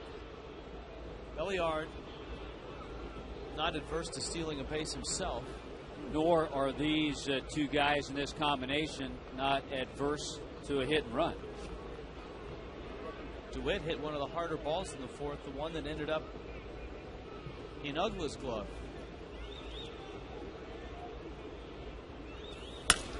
Broken bat. Coughlin coming in. Falls in front. So a couple of funky hits. You have the little 40-foot roller and then a good pitch that turns into a broken bat blooper. These are the situations that you want to see Anibal Sanchez work around. They happen to every pitcher. Infield hits, blue hits. But now you have to make pitches. You have to pitch around a little adversity like this. Let's see if he can do it and keep it a 1-run game.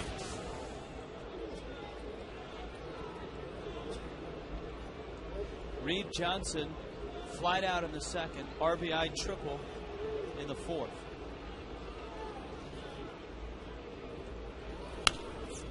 Fouls it back. We were talking earlier in this series about Johnson, who played at Cal State Fullerton, and Mike Lamb as well. They were on the team for a year. And I asked Johnson, I said, hey, who else was there?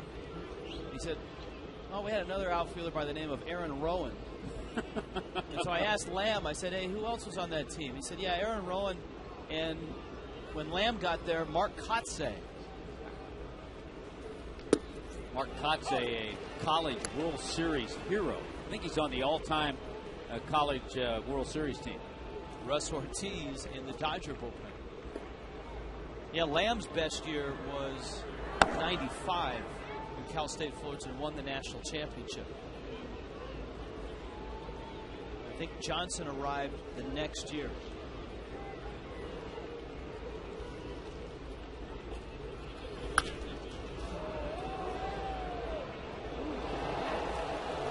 Sanchez out in front now, 0-2. Yeah, I think Cantu not only had an unbelievable offensive World Series, College World Series in Omaha, but I believe he was the closer.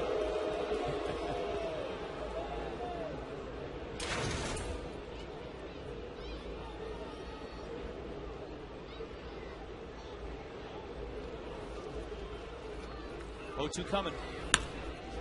Got in on him. Good pitch. Cody Ross charging in.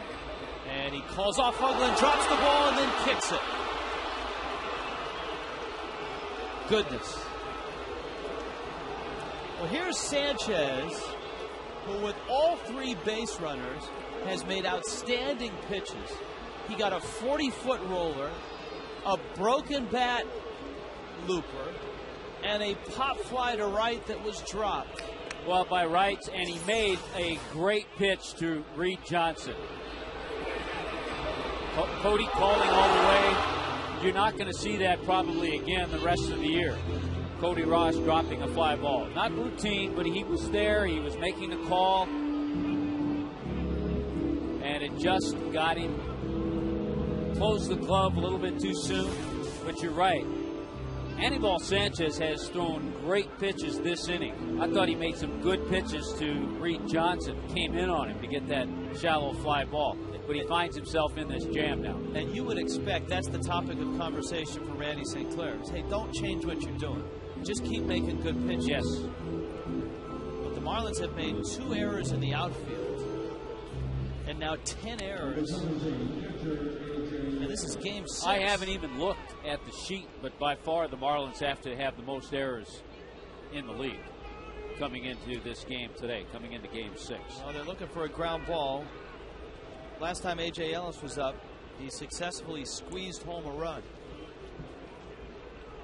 Dodger catcher. Sanchez fires in a strike. Well, you have the number 8 hitter, then the pitcher on deck, but Joe Torre does have activity in the bullpen.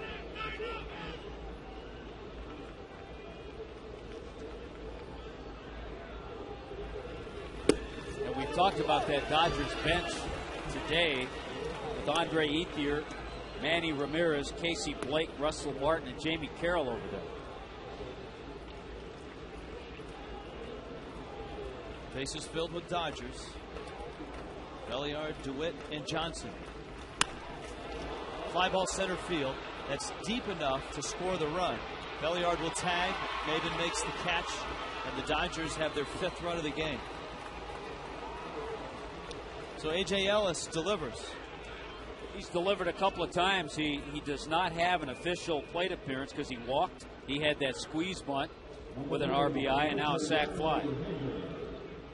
Well, the Dodgers are going to stick with Charlie Haeger here.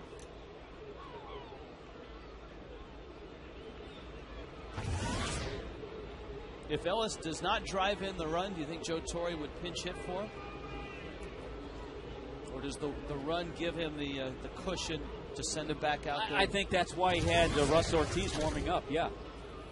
Because if he's not going to pinch hit for Haeger in any instance, why have Ortiz throwing in the bullpen?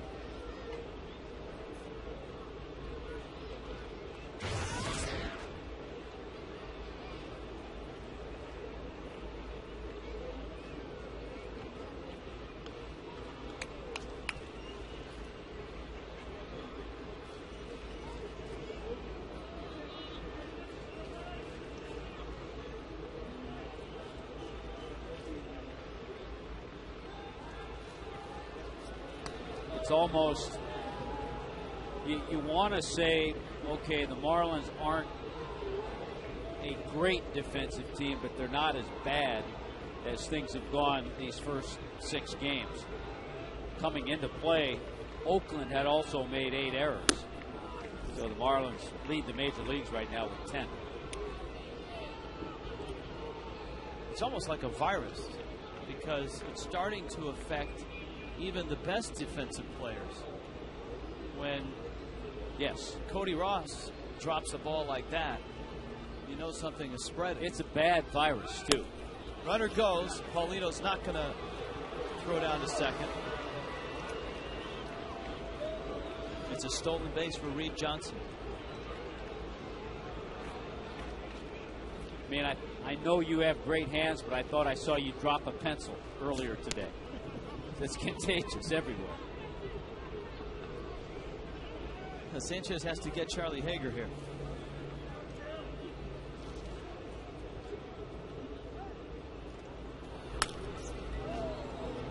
Haeger went after that 2-1 pitch. Swings the bat pretty well.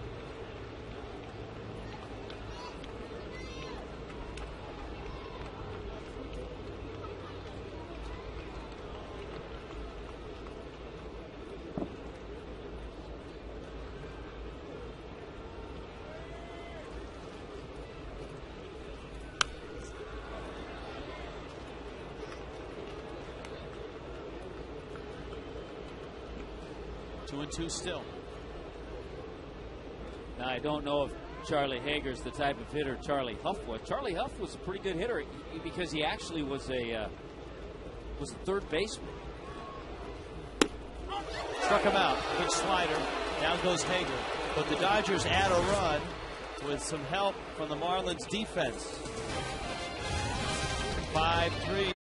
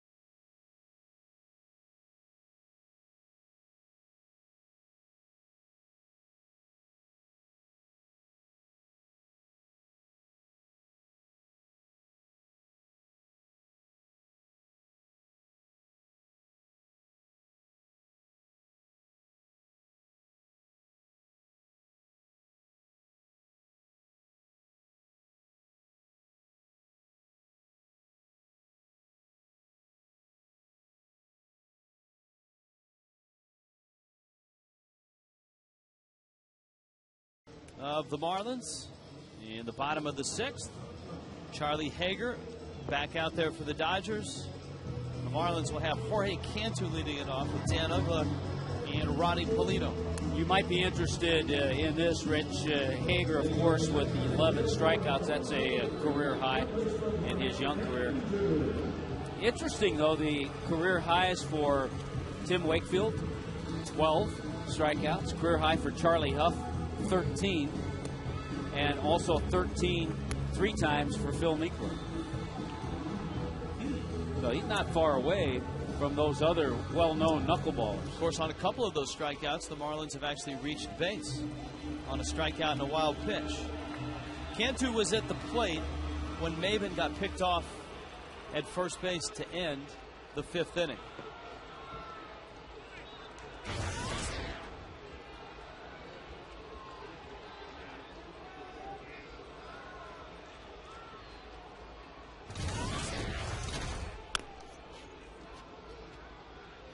Knuckleball fouled off. Our Coors Light cold hard black. It's a nice easy swing, and out it goes.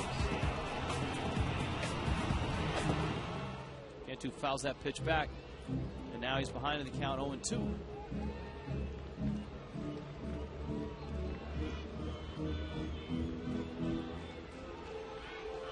So those are his numbers against that trio of knuckleballers.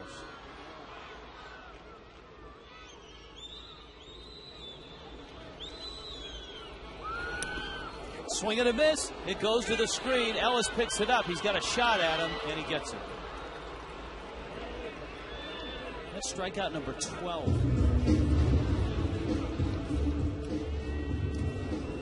Wow.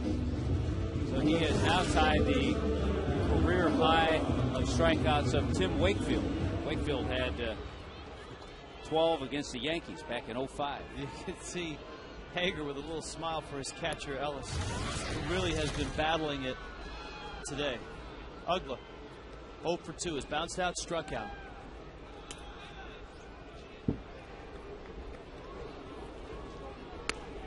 And as you noted, these two have been battery mates at AAA.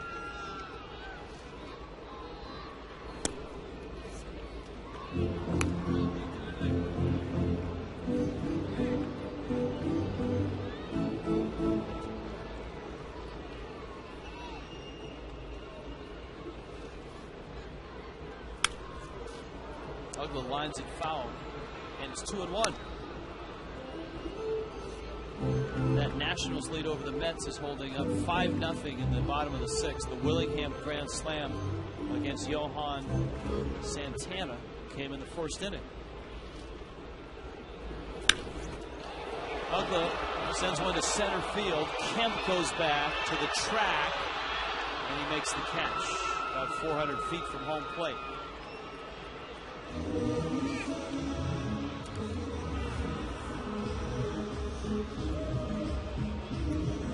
Ronnie Paulino now. 105 pitches for Haeger. There's nobody throwing in the Dodger bullpen right now. Well, like we said earlier, if he can give Joe Torre and the Dodgers these kinds of performances, he becomes that innings eater that helps the bullpen. And it's a bullpen that the Dodgers have had struggles with, too. Yeah, the Marlins saw that last night.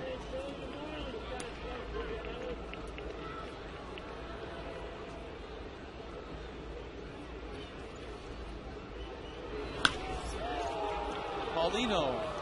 This one is in shallow center. Kemp calling heat, drops it, and Paulino pulls in. There's something out there today. Yeah, because Matt Kemp won a Gold Glove last year.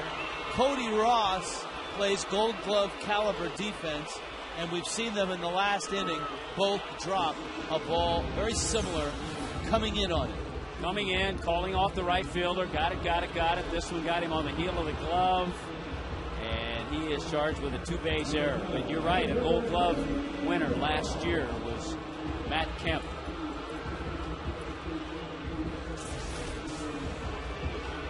Now this has been a matchup that has not favored the Marlins, and that's Cody Ross against Charlie Haeger. Haeger has struck him out twice.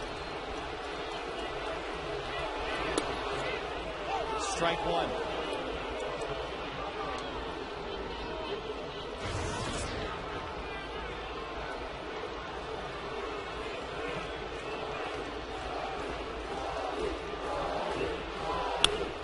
Line drive, base hit left field. Paulino around third. Coming to the plate. Anderson's throw is cut, and he scores.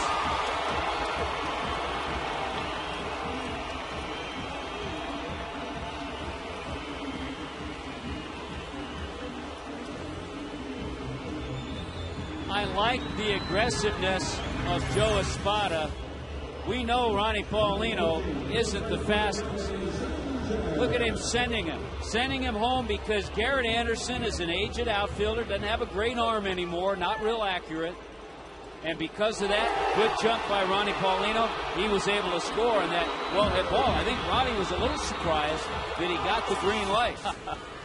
And he scores. Ross is at first. And Haeger trying to pick another guy off. Well, interesting. It didn't take long for Cody to make up for the error that allowed the Dodgers to get a run. He got it right back. And it comes off of the error by Matt Kemp that allowed Paulino to get to second.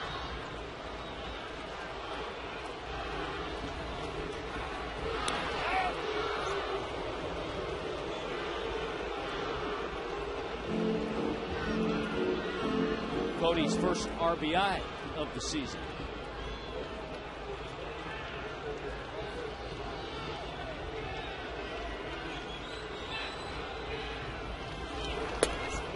There's a strike. Now Anibal Sanchez is on deck. That's why Clay Hensley is up. So if the Marlins need to bring a pinch hitter in, they'll have somebody ready. Over in the Dodger bullpen, they've got action going too. You can see Sanchez is on deck. Jeff Weaver.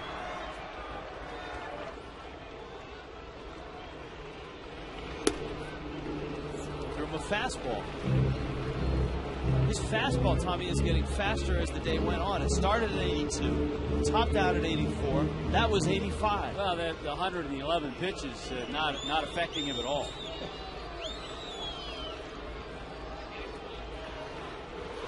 I almost think sometimes he uses the fastball to set up the knuckleball, just to give you a different look speed-wise. There's his range. 63 to 85. Kind of the range I have on the turnpike.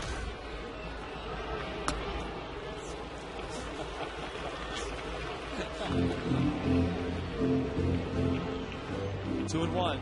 You got to pick your spots on that 85, though. Yes, carefully.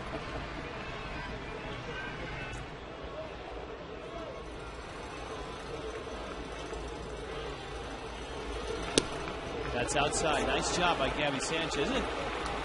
Good guy to have up here. Sanchez walked in the fourth. Very selective hitter. And the last thing you want to do with a knuckleballer is help him out and swing at something out of his zone.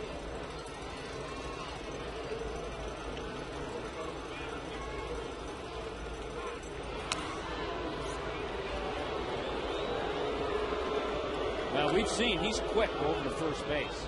I mean, Cody didn't even have a big lead there and just got back.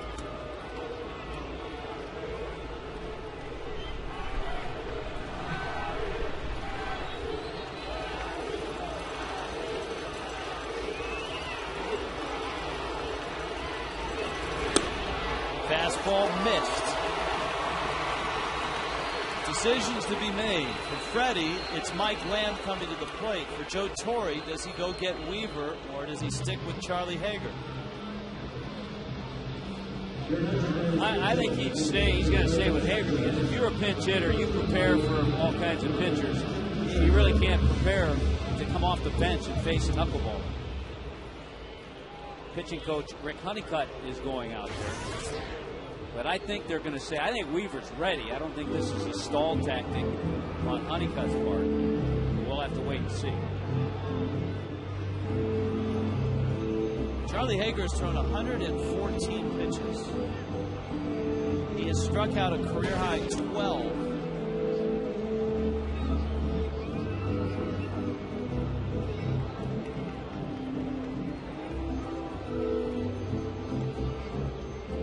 Lamb in an interesting spot, as you pointed out. It's not like you can go down in the tunnel and simulate a knuckleball.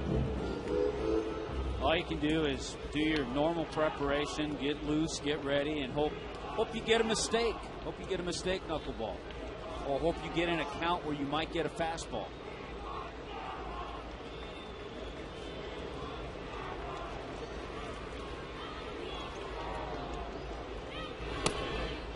This is outside. Now, the guy on deck is Chris Coughlin, and Haeger has absolutely owned him.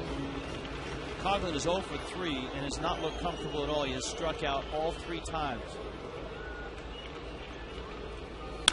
Got a fastball, and he bounced it back to Haeger, who flips on over to first.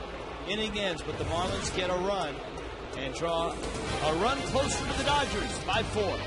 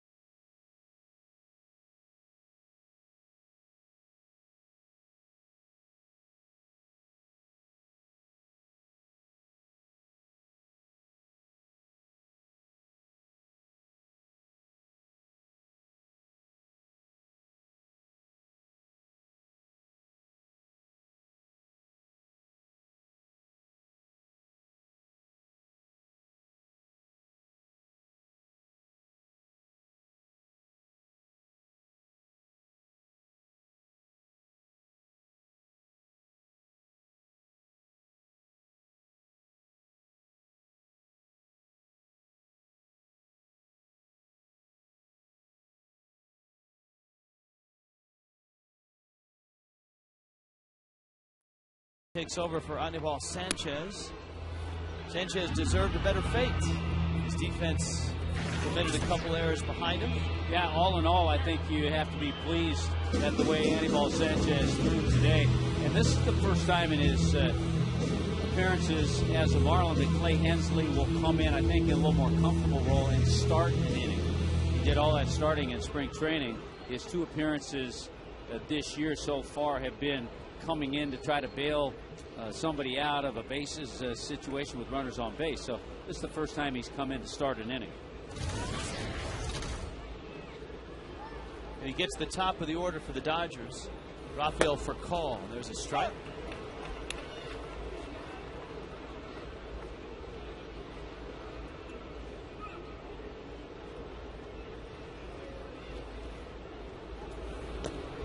Furcal's lined out, bounced out, flied out.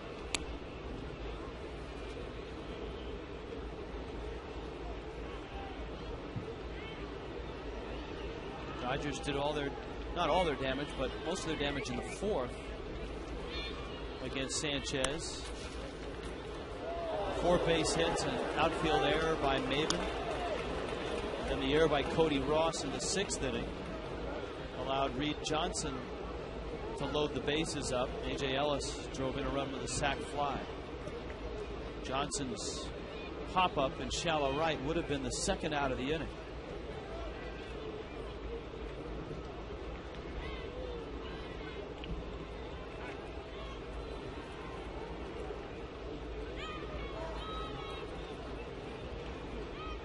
Reds are here for 4, starting tomorrow night. Struck him out. Clay Hensley freezes Rafael Furcal. Time for the freeze cam. Coors Light freeze cam. What are we freezing? How about the eyes? Well, there was that.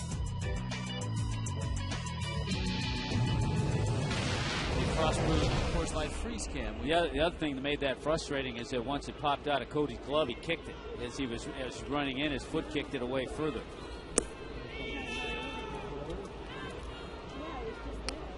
Garrett Anderson is 0 for 3.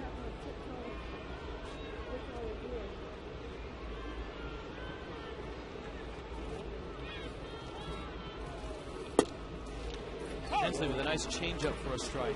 I think by starting an inning like that, it helps allow Clay Hensley to get in a groove and establish his 4 pitches.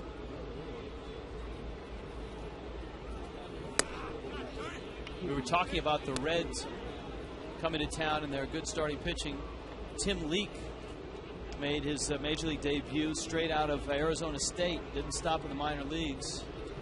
It's a 1-0 Cubs lead in the bottom of the 7th in Cincinnati. That's lined to right. Cody goes back and reaches up and makes the catch. We've seen Cody make a couple of those this series, and the one that was a little easier was the one he dropped. A nice play there. Leake, by the way, went 6 2/3 and gave up just the 1 run. Nice play by Cody.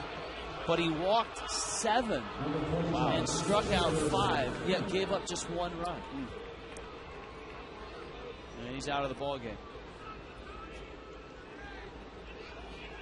Marlins, of course, won't see him. They'll see the other 4 starters for the Reds. Kemp.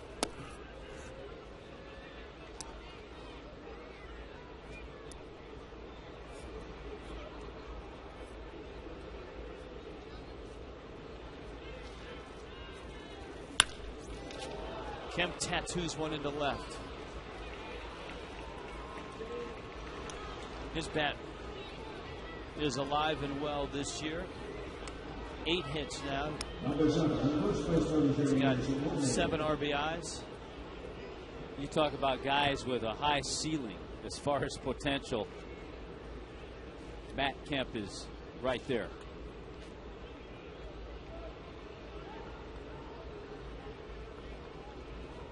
Yeah, we were talking earlier about the number of games that James Loney has been in. The last 2 years, he's played more games than anybody. Loney is a very good first baseman, very smooth around the base.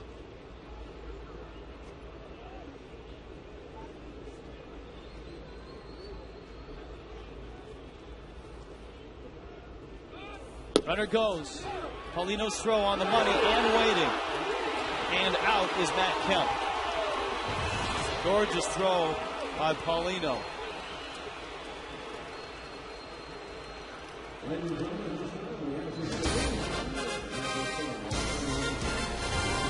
Ronnie Paulino throws out Matt Kemp.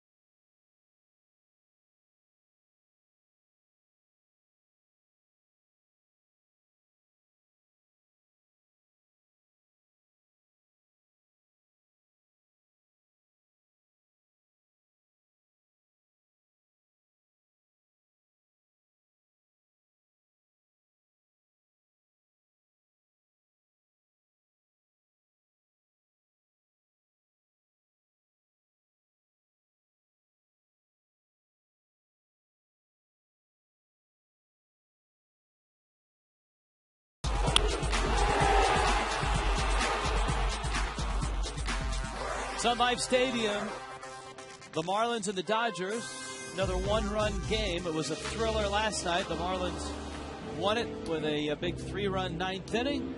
We check in with Frank Ford. Frank?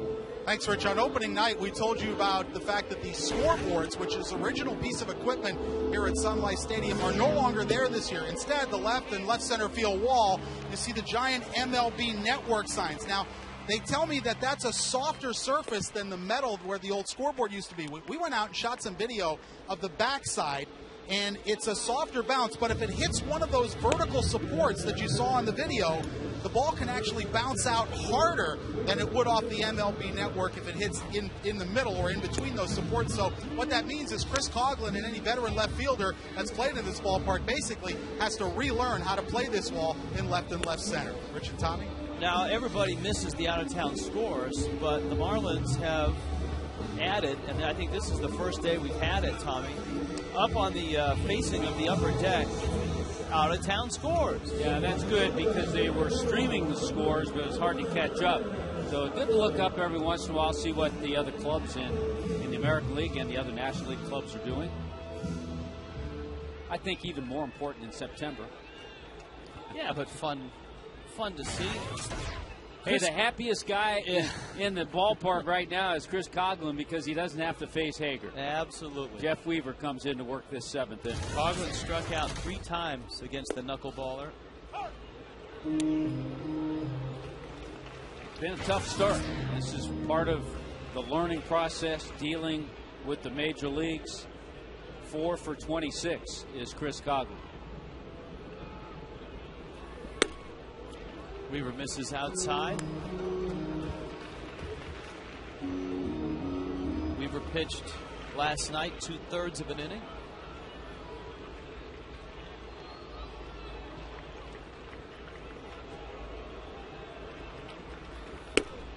That runs outside. 2-1. Some veterans, as we pointed out, Ramon Ortiz, Russ Ortiz, Jeff Weaver down in that bullpen, George Sherrill.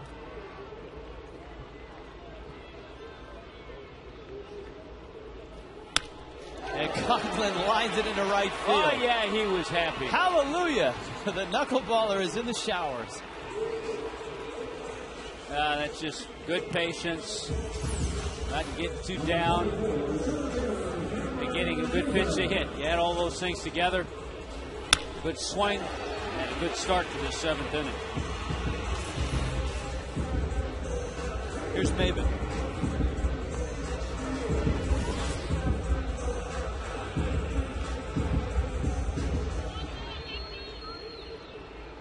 Yeah, it's an interesting makeup with the 3 veteran former starters in the bullpen for Joe Torre. Weaver being one, Russ Ortiz, and Ramon Ortiz. Runner goes, and Maben fouls it, and not sure if it was a hit and run, but Coughlin had a huge jump.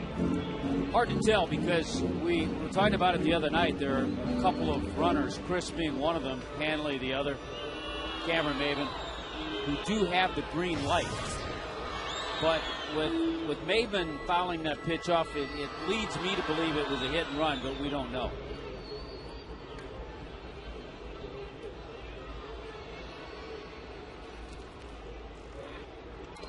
Weaver goes over. Coughlin gets back.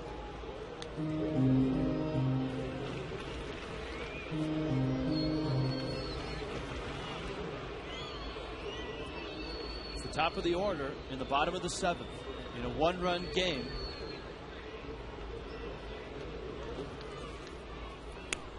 They've been trying to bunt, pops it foul, and it's 0-2.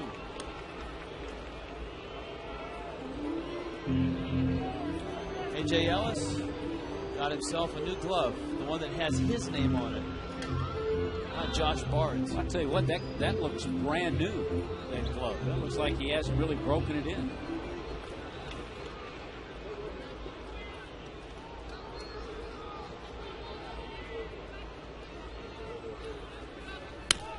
David chops one towards Belliard, backing up. Wow, that's a heck of a play by Ronnie Belliard.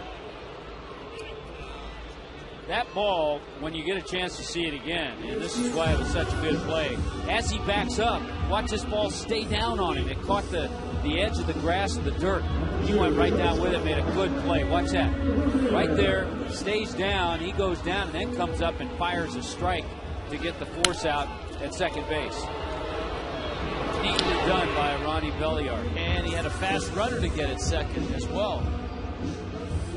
All right, Coughlin was running.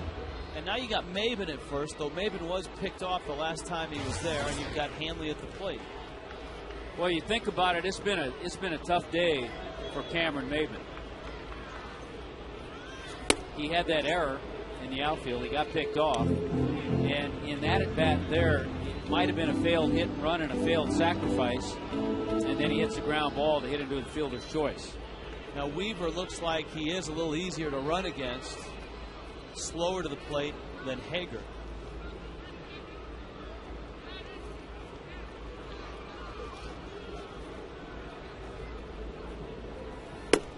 A strike to Hanley. Let's take a look at our leaders of the game presented by JM Lexus. Hanley Ramirez since 2008, right behind Ryan Braun at JM Lexus. Price made us #1. 18 years running. Click jmlexus.com to find out how. 1-1 to Hanley Ramirez. Maben from first. Strike 2.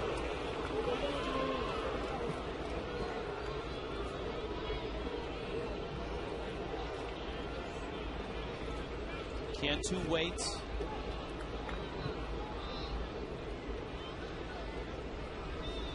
Charlie Haeger went 6 innings.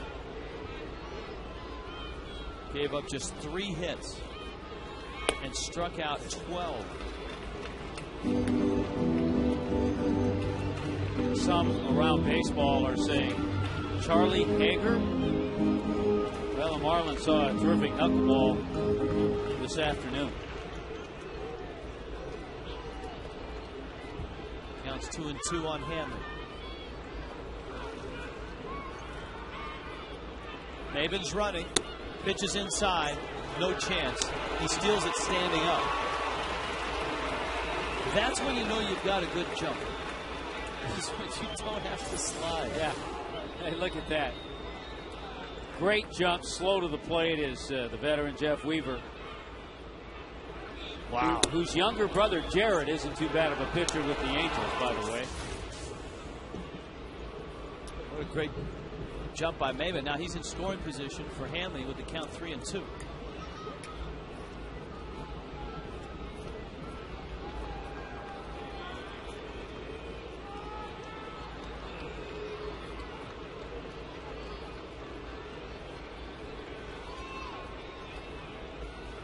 Outside, Cantu comes up.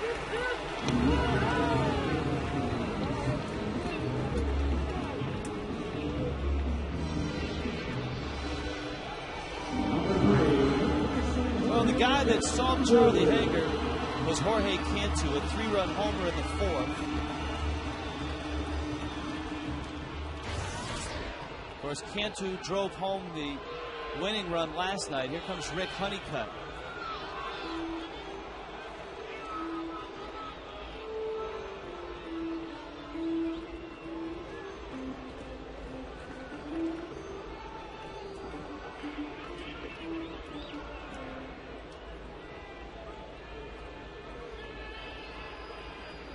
Honeycutt talking to Weaver. The Reds are coming to town Monday through Thursday. All 4 games are 7:10 starts. Take advantage of the Subway Monday ticket offer. Get the Miami Herald 2 for Tuesday coupon. Just call 1-877-MARLINS today or visit marlins.com for details. Dave Collins, a former Red. Yeah, one of Dave's former teams. Dave Collins, a member of the Cincinnati Reds, 78 through 81, and then was back again with them 87 through 89.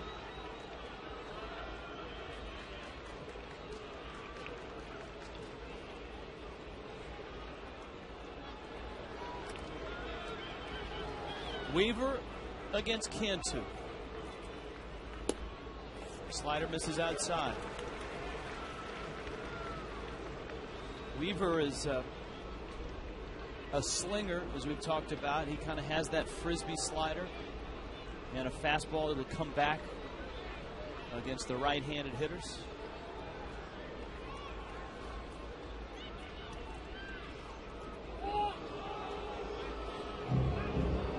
Got outstanding speed out there, certainly with Maven and Hanley.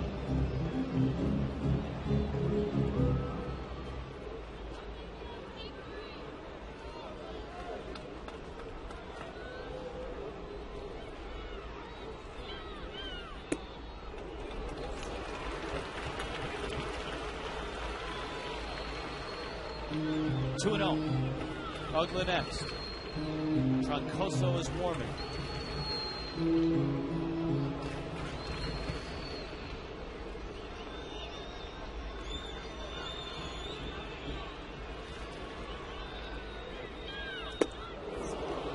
But 2-0, and that shows you the confidence that Weaver has in that big sweeping breaking ball. He threw it 2-0. Fastball count. Didn't get the fastball. Didn't break much either.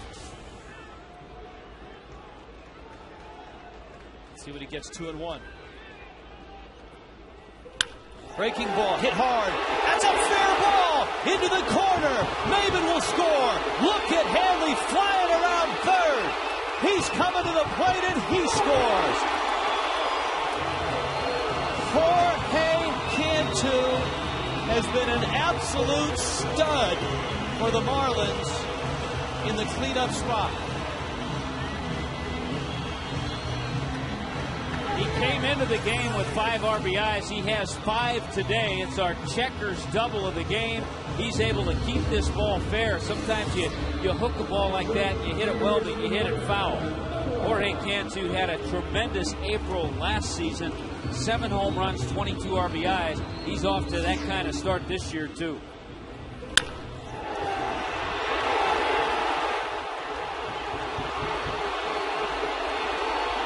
Here is Zugbo, who is 0 for 3.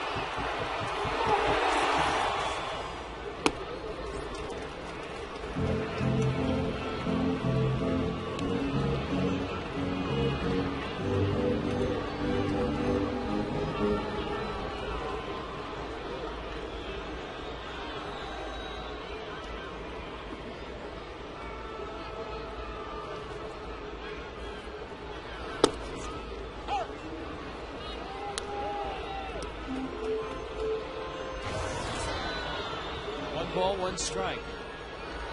So a 6-5 Marlin lead.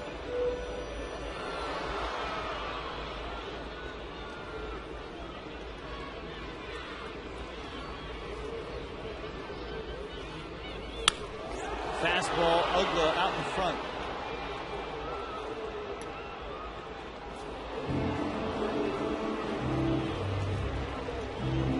There was a time where Weaver had a pretty good fastball, but you can see he's adjusted. When he had that more live fastball than he has now, it just made his breaking stuff tougher. Breaking ball, and it swung on and missed. So Ugla goes down. Weaver gets his first strikeout. Here comes Paulino. The delivery, the release point, he's throwing from third base at just 79 miles an hour.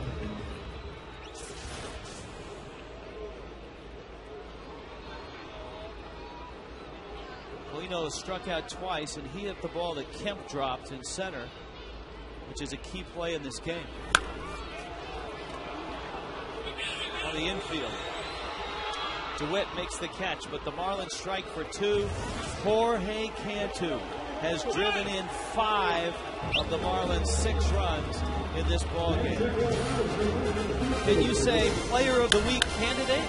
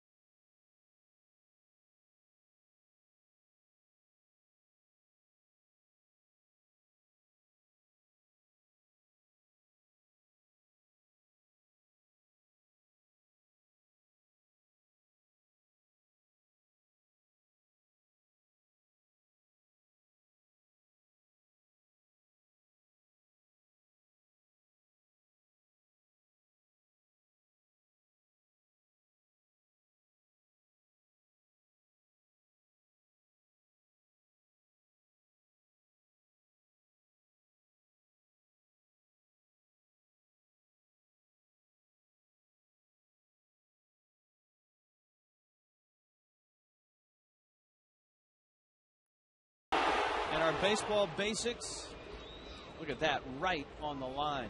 Yeah, weren't we talking about clutch hitters earlier? Well, we're going to go with tattooing a ball. Yeah. Hit hard, line drive. Trademark on the ball. It's like putting a tattoo right on the sweet spot of the bat.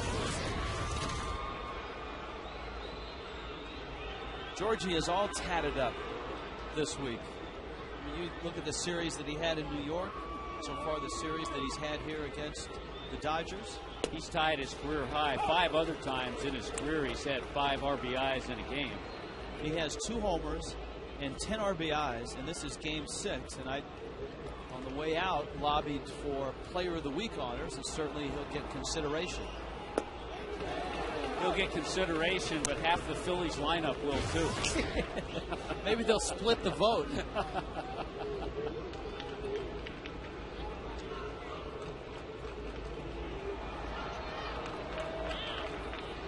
Important inning, obviously, for Clay Hensley. A slice into center field. Loney sends it out to Maben.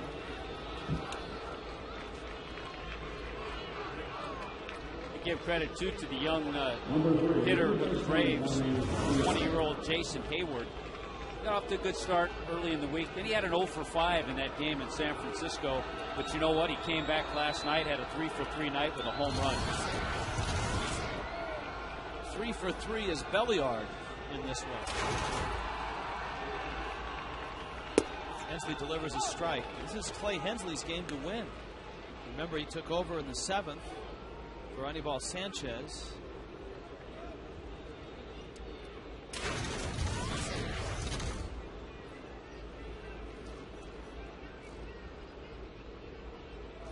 And Hensley steps off. Sanchez's line, 6 innings, 7 hits, 5 runs, 4 a walk, and 5 strikeouts. How about Roy Halladay's line of that game in Houston? 5 innings, 3 hits, no runs, no walks, 5 strikeouts. Phillies still have a lead, 2-0. And if you kind of figure out rotations, Roy Halladay pitching on this Sunday, will pitch probably Friday. And guess where the Marlins are Friday? In Philadelphia. Maben makes the catch.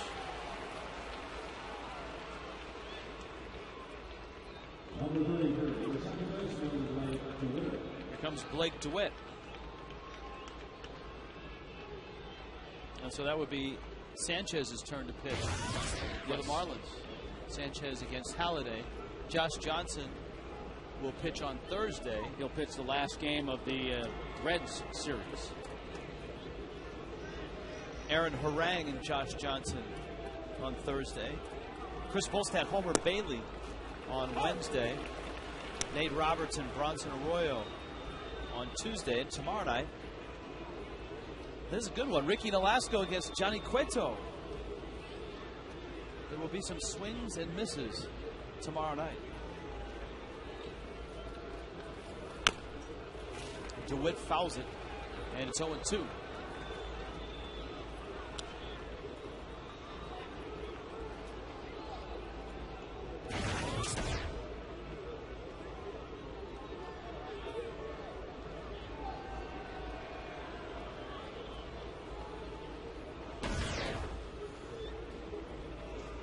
Loney's at first.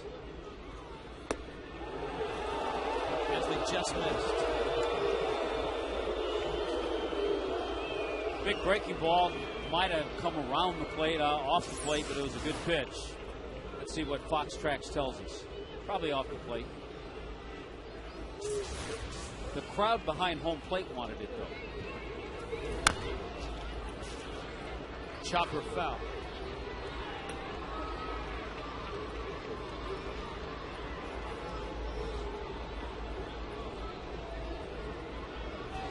I think Mike Winters behind the plate has actually worked a pretty good game. Yes, he has. Not an easy assignment, especially with the knuckleballer Charlie Haeger. Hensley with a gorgeous changeup, and he strikes out Blake DeWitt. Well, we told you about Clay Hensley. He has all 4 pitches, and I think he's really had a chance in this one to establish. Nice changeup. He'll use that. He'll use some sliders. He adds and subtracts very well.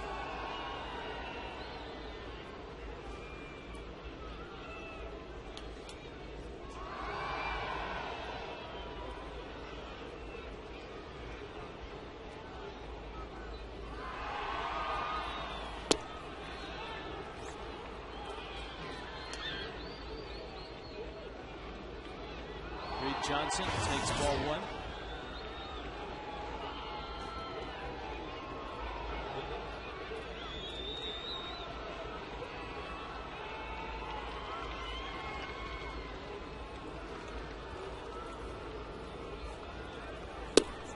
Outside corner.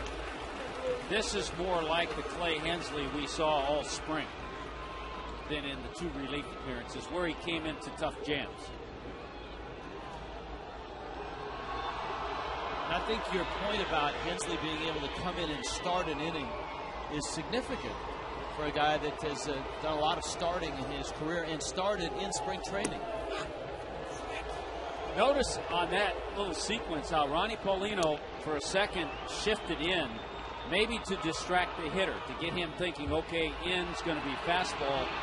And then as Hensley started to deliver, he moved away for the slider.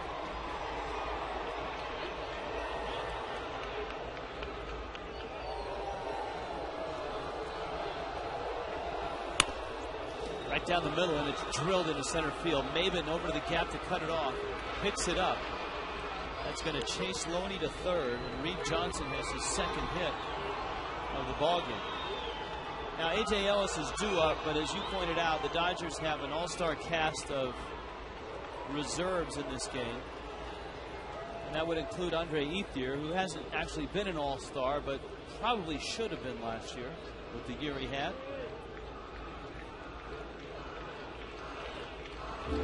Well, and that's what it looks like we're going to get a chance to see. And, of course, Ethier had a big base hit in the 8th inning last night against Dan Meyer. Drove in 2 runs with a pinch hit single.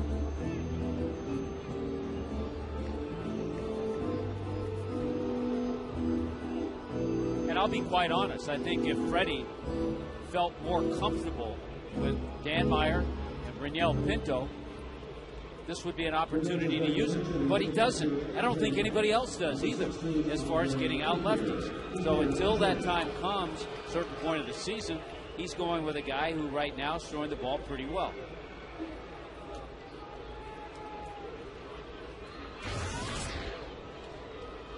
Russell Martin is on deck. Ethier delivered that pinch hit single last night in the 8th inning. It was a 2-run single.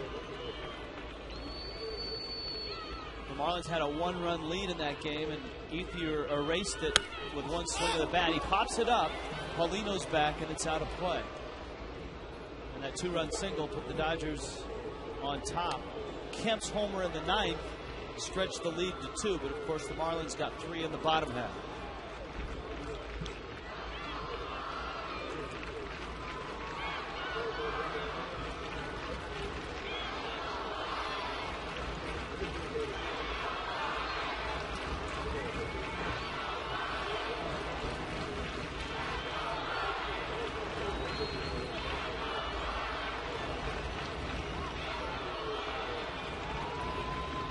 Hensley.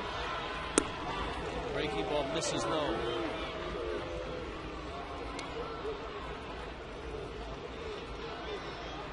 Ethier with Loney at third. Johnson across the diamond. Ethier drove in 106 last year. Career high 31 homers, 42 doubles. There's that changeup again. A little dive bomber moving away from Andre Ethier. Oh, that's nice. Nice if you're Hensley, not if you're Ethier. Now Paulino and Hanley all out just to make sure everyone's on the same page. Yeah, you think about it.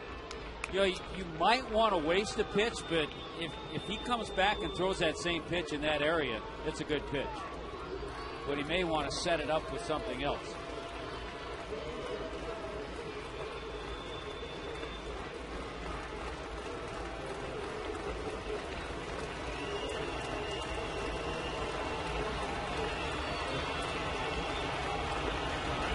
Sets up inside. Fastball, ground ball. Ugla has it on to first. Clay Hensley escapes. Nicely done. He gets Ethier out.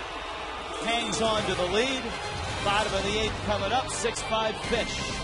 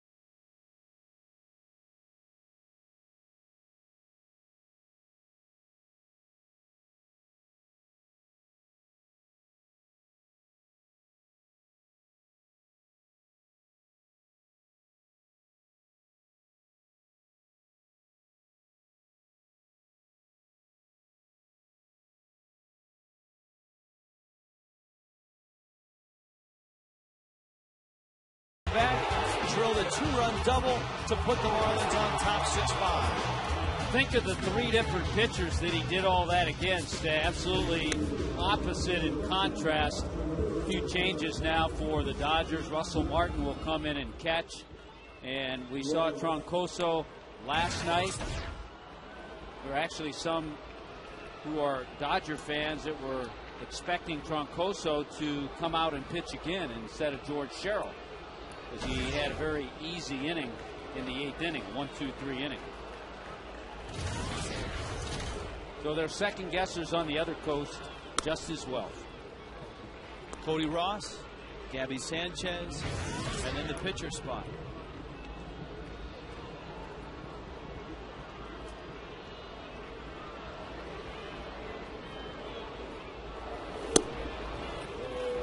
Troncoso misses inside. Cody Ross looked very uncomfortable against Charlie Haeger, the knuckleballer, in his first 2 at-bats. He struck out, but then lined an RBI single in the 6th, atoning for a dropped pop-up, which probably cost the Marlins a run in the top of the 6th. Belliard, boy, he can play the heck out of third base as well. And he may have hurt himself. Belliard doubled over on the infield. We've seen him make some terrific plays today. This one coming in, and the Dodger training staff and Joe Torre are on their way out behind the mound.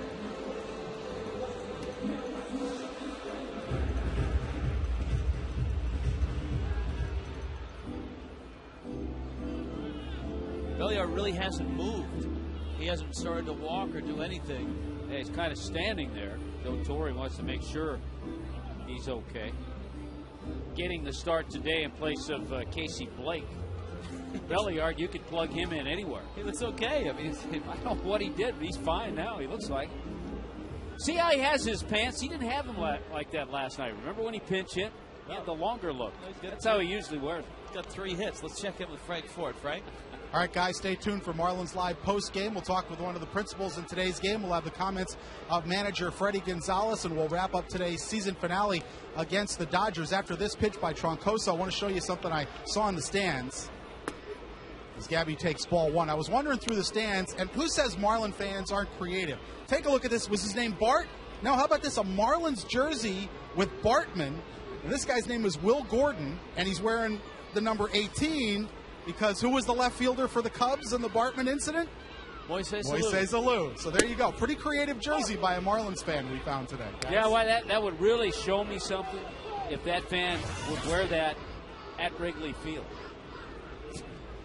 That would take some guts, wouldn't it? And a police escort. Yeah.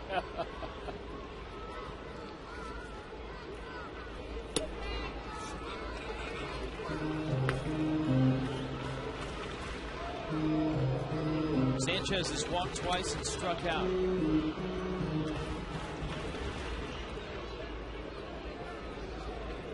The Dodgers in the 9th will have 9-1-2.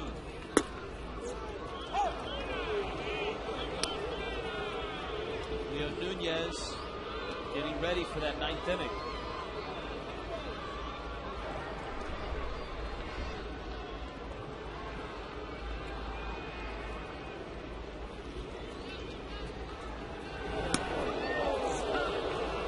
Just missed. And it's 3-2.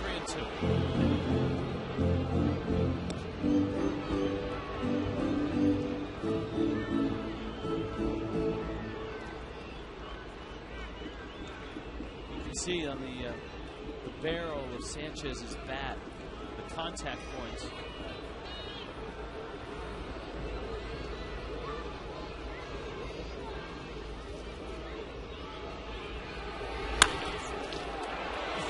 Belliard almost gets knocked over by that line drive. Well, that was hit hard. How many times when Gabby Sanchez is up there do we see him with a 2-2 or 3-2 count? Then he gets a good pitch and absolutely rips it, but unfortunately, right to Ronnie Belliard. So I guess Belliard's okay.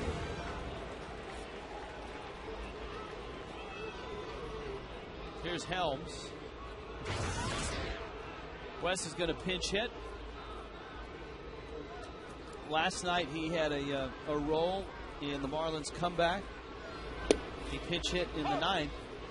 He was the first man that George Sherrill faced. Troncoso gave up the hit to Sanchez. In came Sherrill, and he hit Helms in the foot. That helped open the door. Chris Coughlin walked, then Paulino doubled off the wall in center.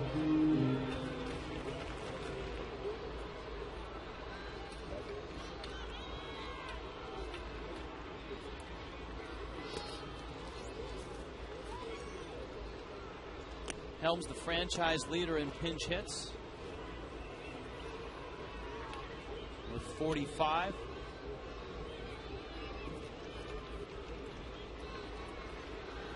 They're your active leaders. The svelte Matt Stairs this year with the San Diego Padres.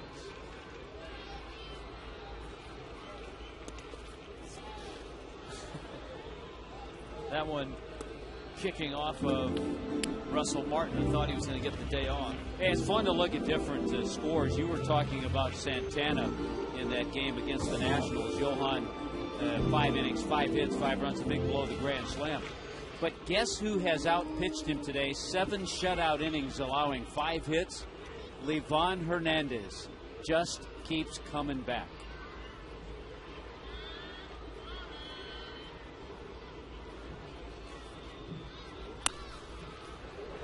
There, along with Livan Hernandez, are a lot of other ex-Marlins making news around baseball today. Josh Willingham had a grand slam against Santana. Mike Jacobs homered in that game. Jeremy Hermida, a 2-run double for the Boston Red Sox.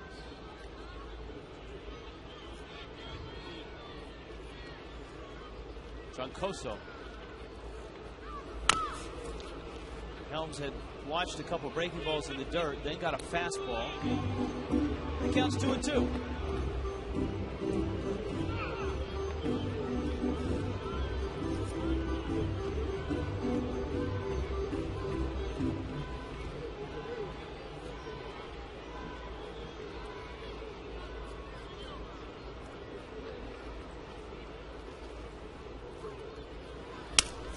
Broke his bat, slow roller for Call.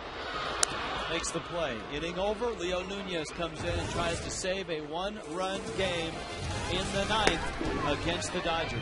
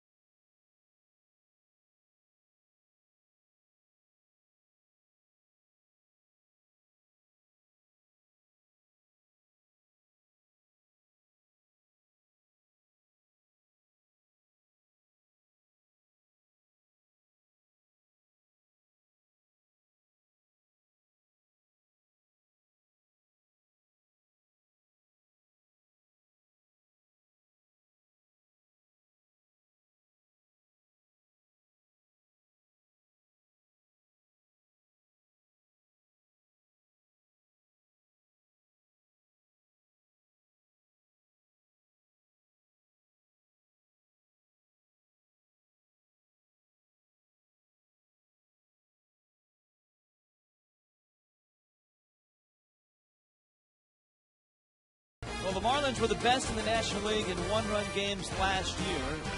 They've been pretty darn good at it this year, and they're in a one-run fight right now with the Los Angeles Dodgers. And Leo Nunez does not have an easy route to this save. He's got to go through Russell Martin, Rafael Furcal, and then Garrett Anderson. It gets nastier after that with Kemp and Loney, and of course Manny is looming on that bench as well. Cantu now at first with Helms, Manning third. Martin goes after the fastball and fouls it into the seats.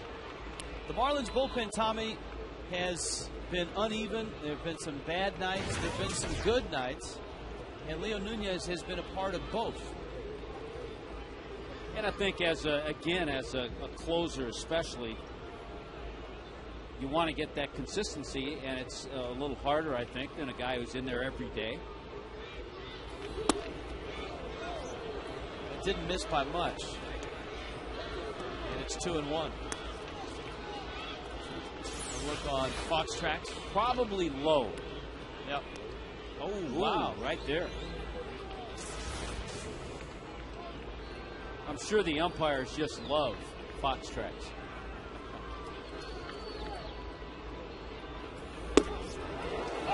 A strike. 2-2.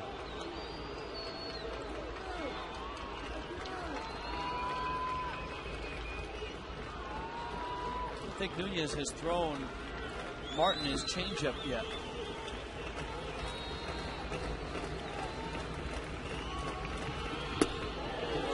There it was. He misses outside. He has such good arm action on his changeup,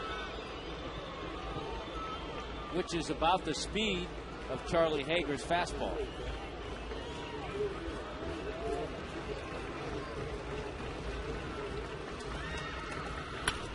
Fastball, foul back. Good battle here.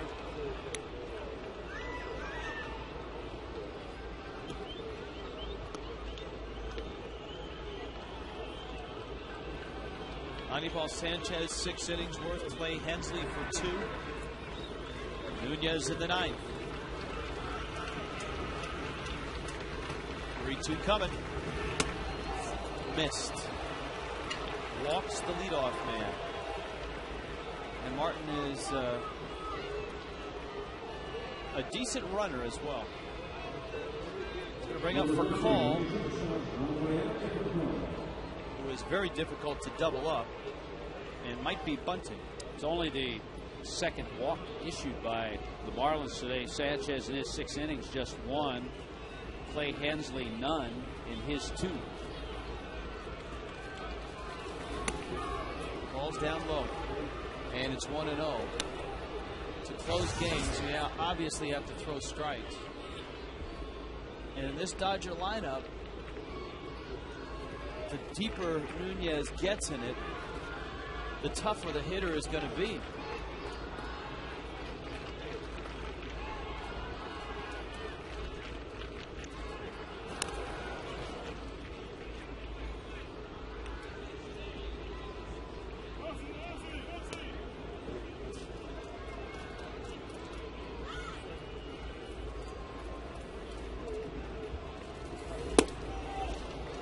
That's low.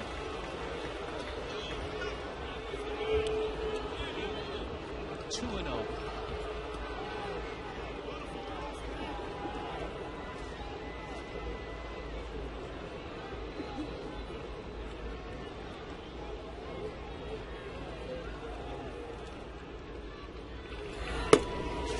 A strike. And it's 2-1. And that one was borderline.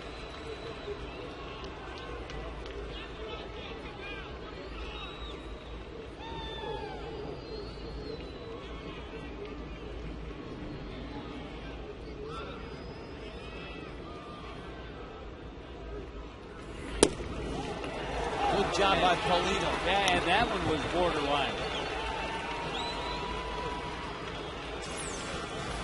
But if you stay around there, you might get a call. That was well off the plate. He got the call. 2-2. Struck him out. Change-up. Not only a changeup, but had some terrific movement that brought it back over the inside part of the plate. As hot as Furcal was the first 2 days of this series, 0 for 5 today. Missed on the first pitch. Missed again, but then came back and got tough. Fastball there. Gets a call with a fastball, and then watch this changeup that Furcal kind of gives up on, and it came back and caught the inside corner. Garrett Anderson now. Then you've got Kemp. Then you've got Loney.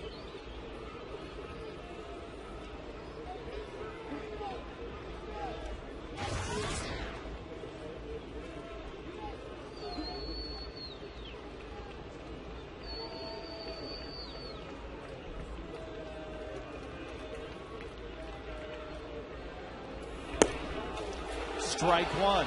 And we've also, and you mentioned it, Rich, with Russell Martin, who has good speed at first, we have seen runners take advantage of the slowness to the plate that Nunez has. So you have to be alive. Martin stole 11 bases last year, 18 and 21 the 2 previous seasons.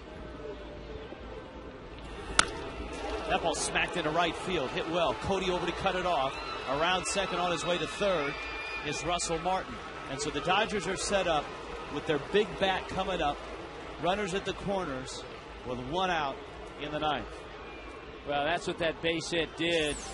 Because of where it was, hit so well by Garrett Anderson on a high fastball.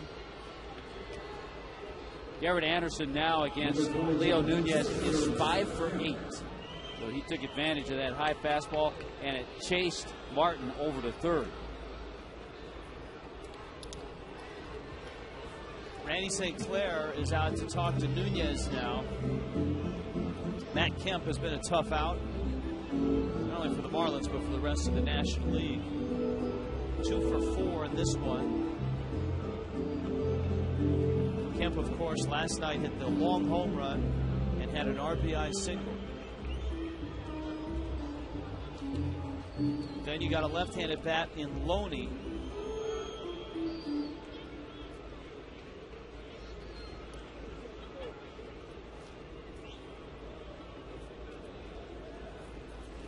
A double play ball could end this game. Martin's at third. Anderson at first. No first pitch fastball there. He changed up. That's always a great pitch if you can control it. That first pitch change up, make a good pitch. It's the last thing a hitter's looking for. Then it enhances the fastball after you've seen the changeup. Another changeup. Bottom fell out of that one. 0-2. Oh, now you see it, now you don't. Notice how Fox Tracks gets it when it crosses the plate, not where it's caught by the catcher, too.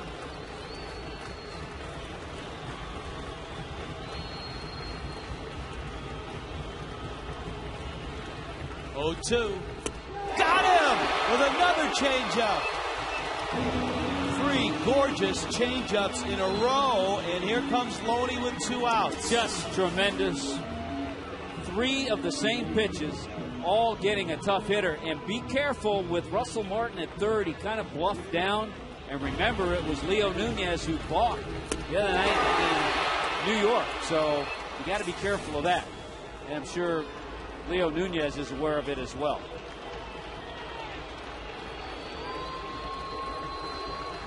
Loney is 2 for 4. Game on the line with 2 outs in the 9th.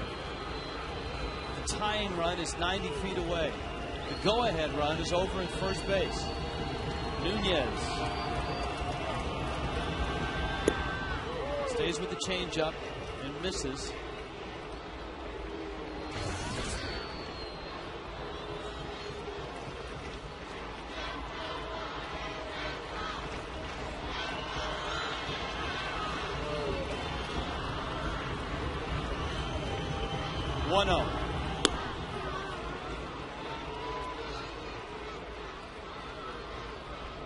Ronnie Belliard is on deck. And he's got 3 hits in this game.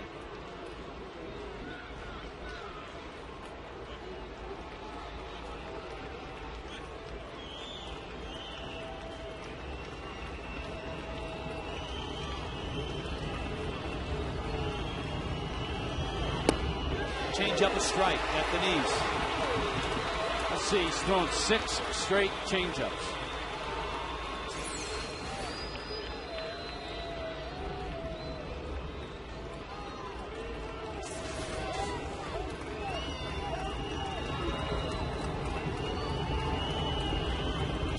Coming. Little tapper. Cantu has it. Flips. Bogey! Nunez got there in time. And it was Cantu who makes the play, who did the damage all day long. With a 3-run homer and a 2-run double. And the Marlins win their 2nd straight series. They dropped the opener in New York and then took 2 from the Mets. They dropped the opener to the Dodgers and take 2. The dramatic comeback last night, and they hold on for this one. Another good pitch to get Loney to roll over on that. The chopper, look at the ground covered by Cantu, and then regroups, knows he has plenty of time. He's a long way from first, but looks, picks up Nunez, who's right there, and picks up the save.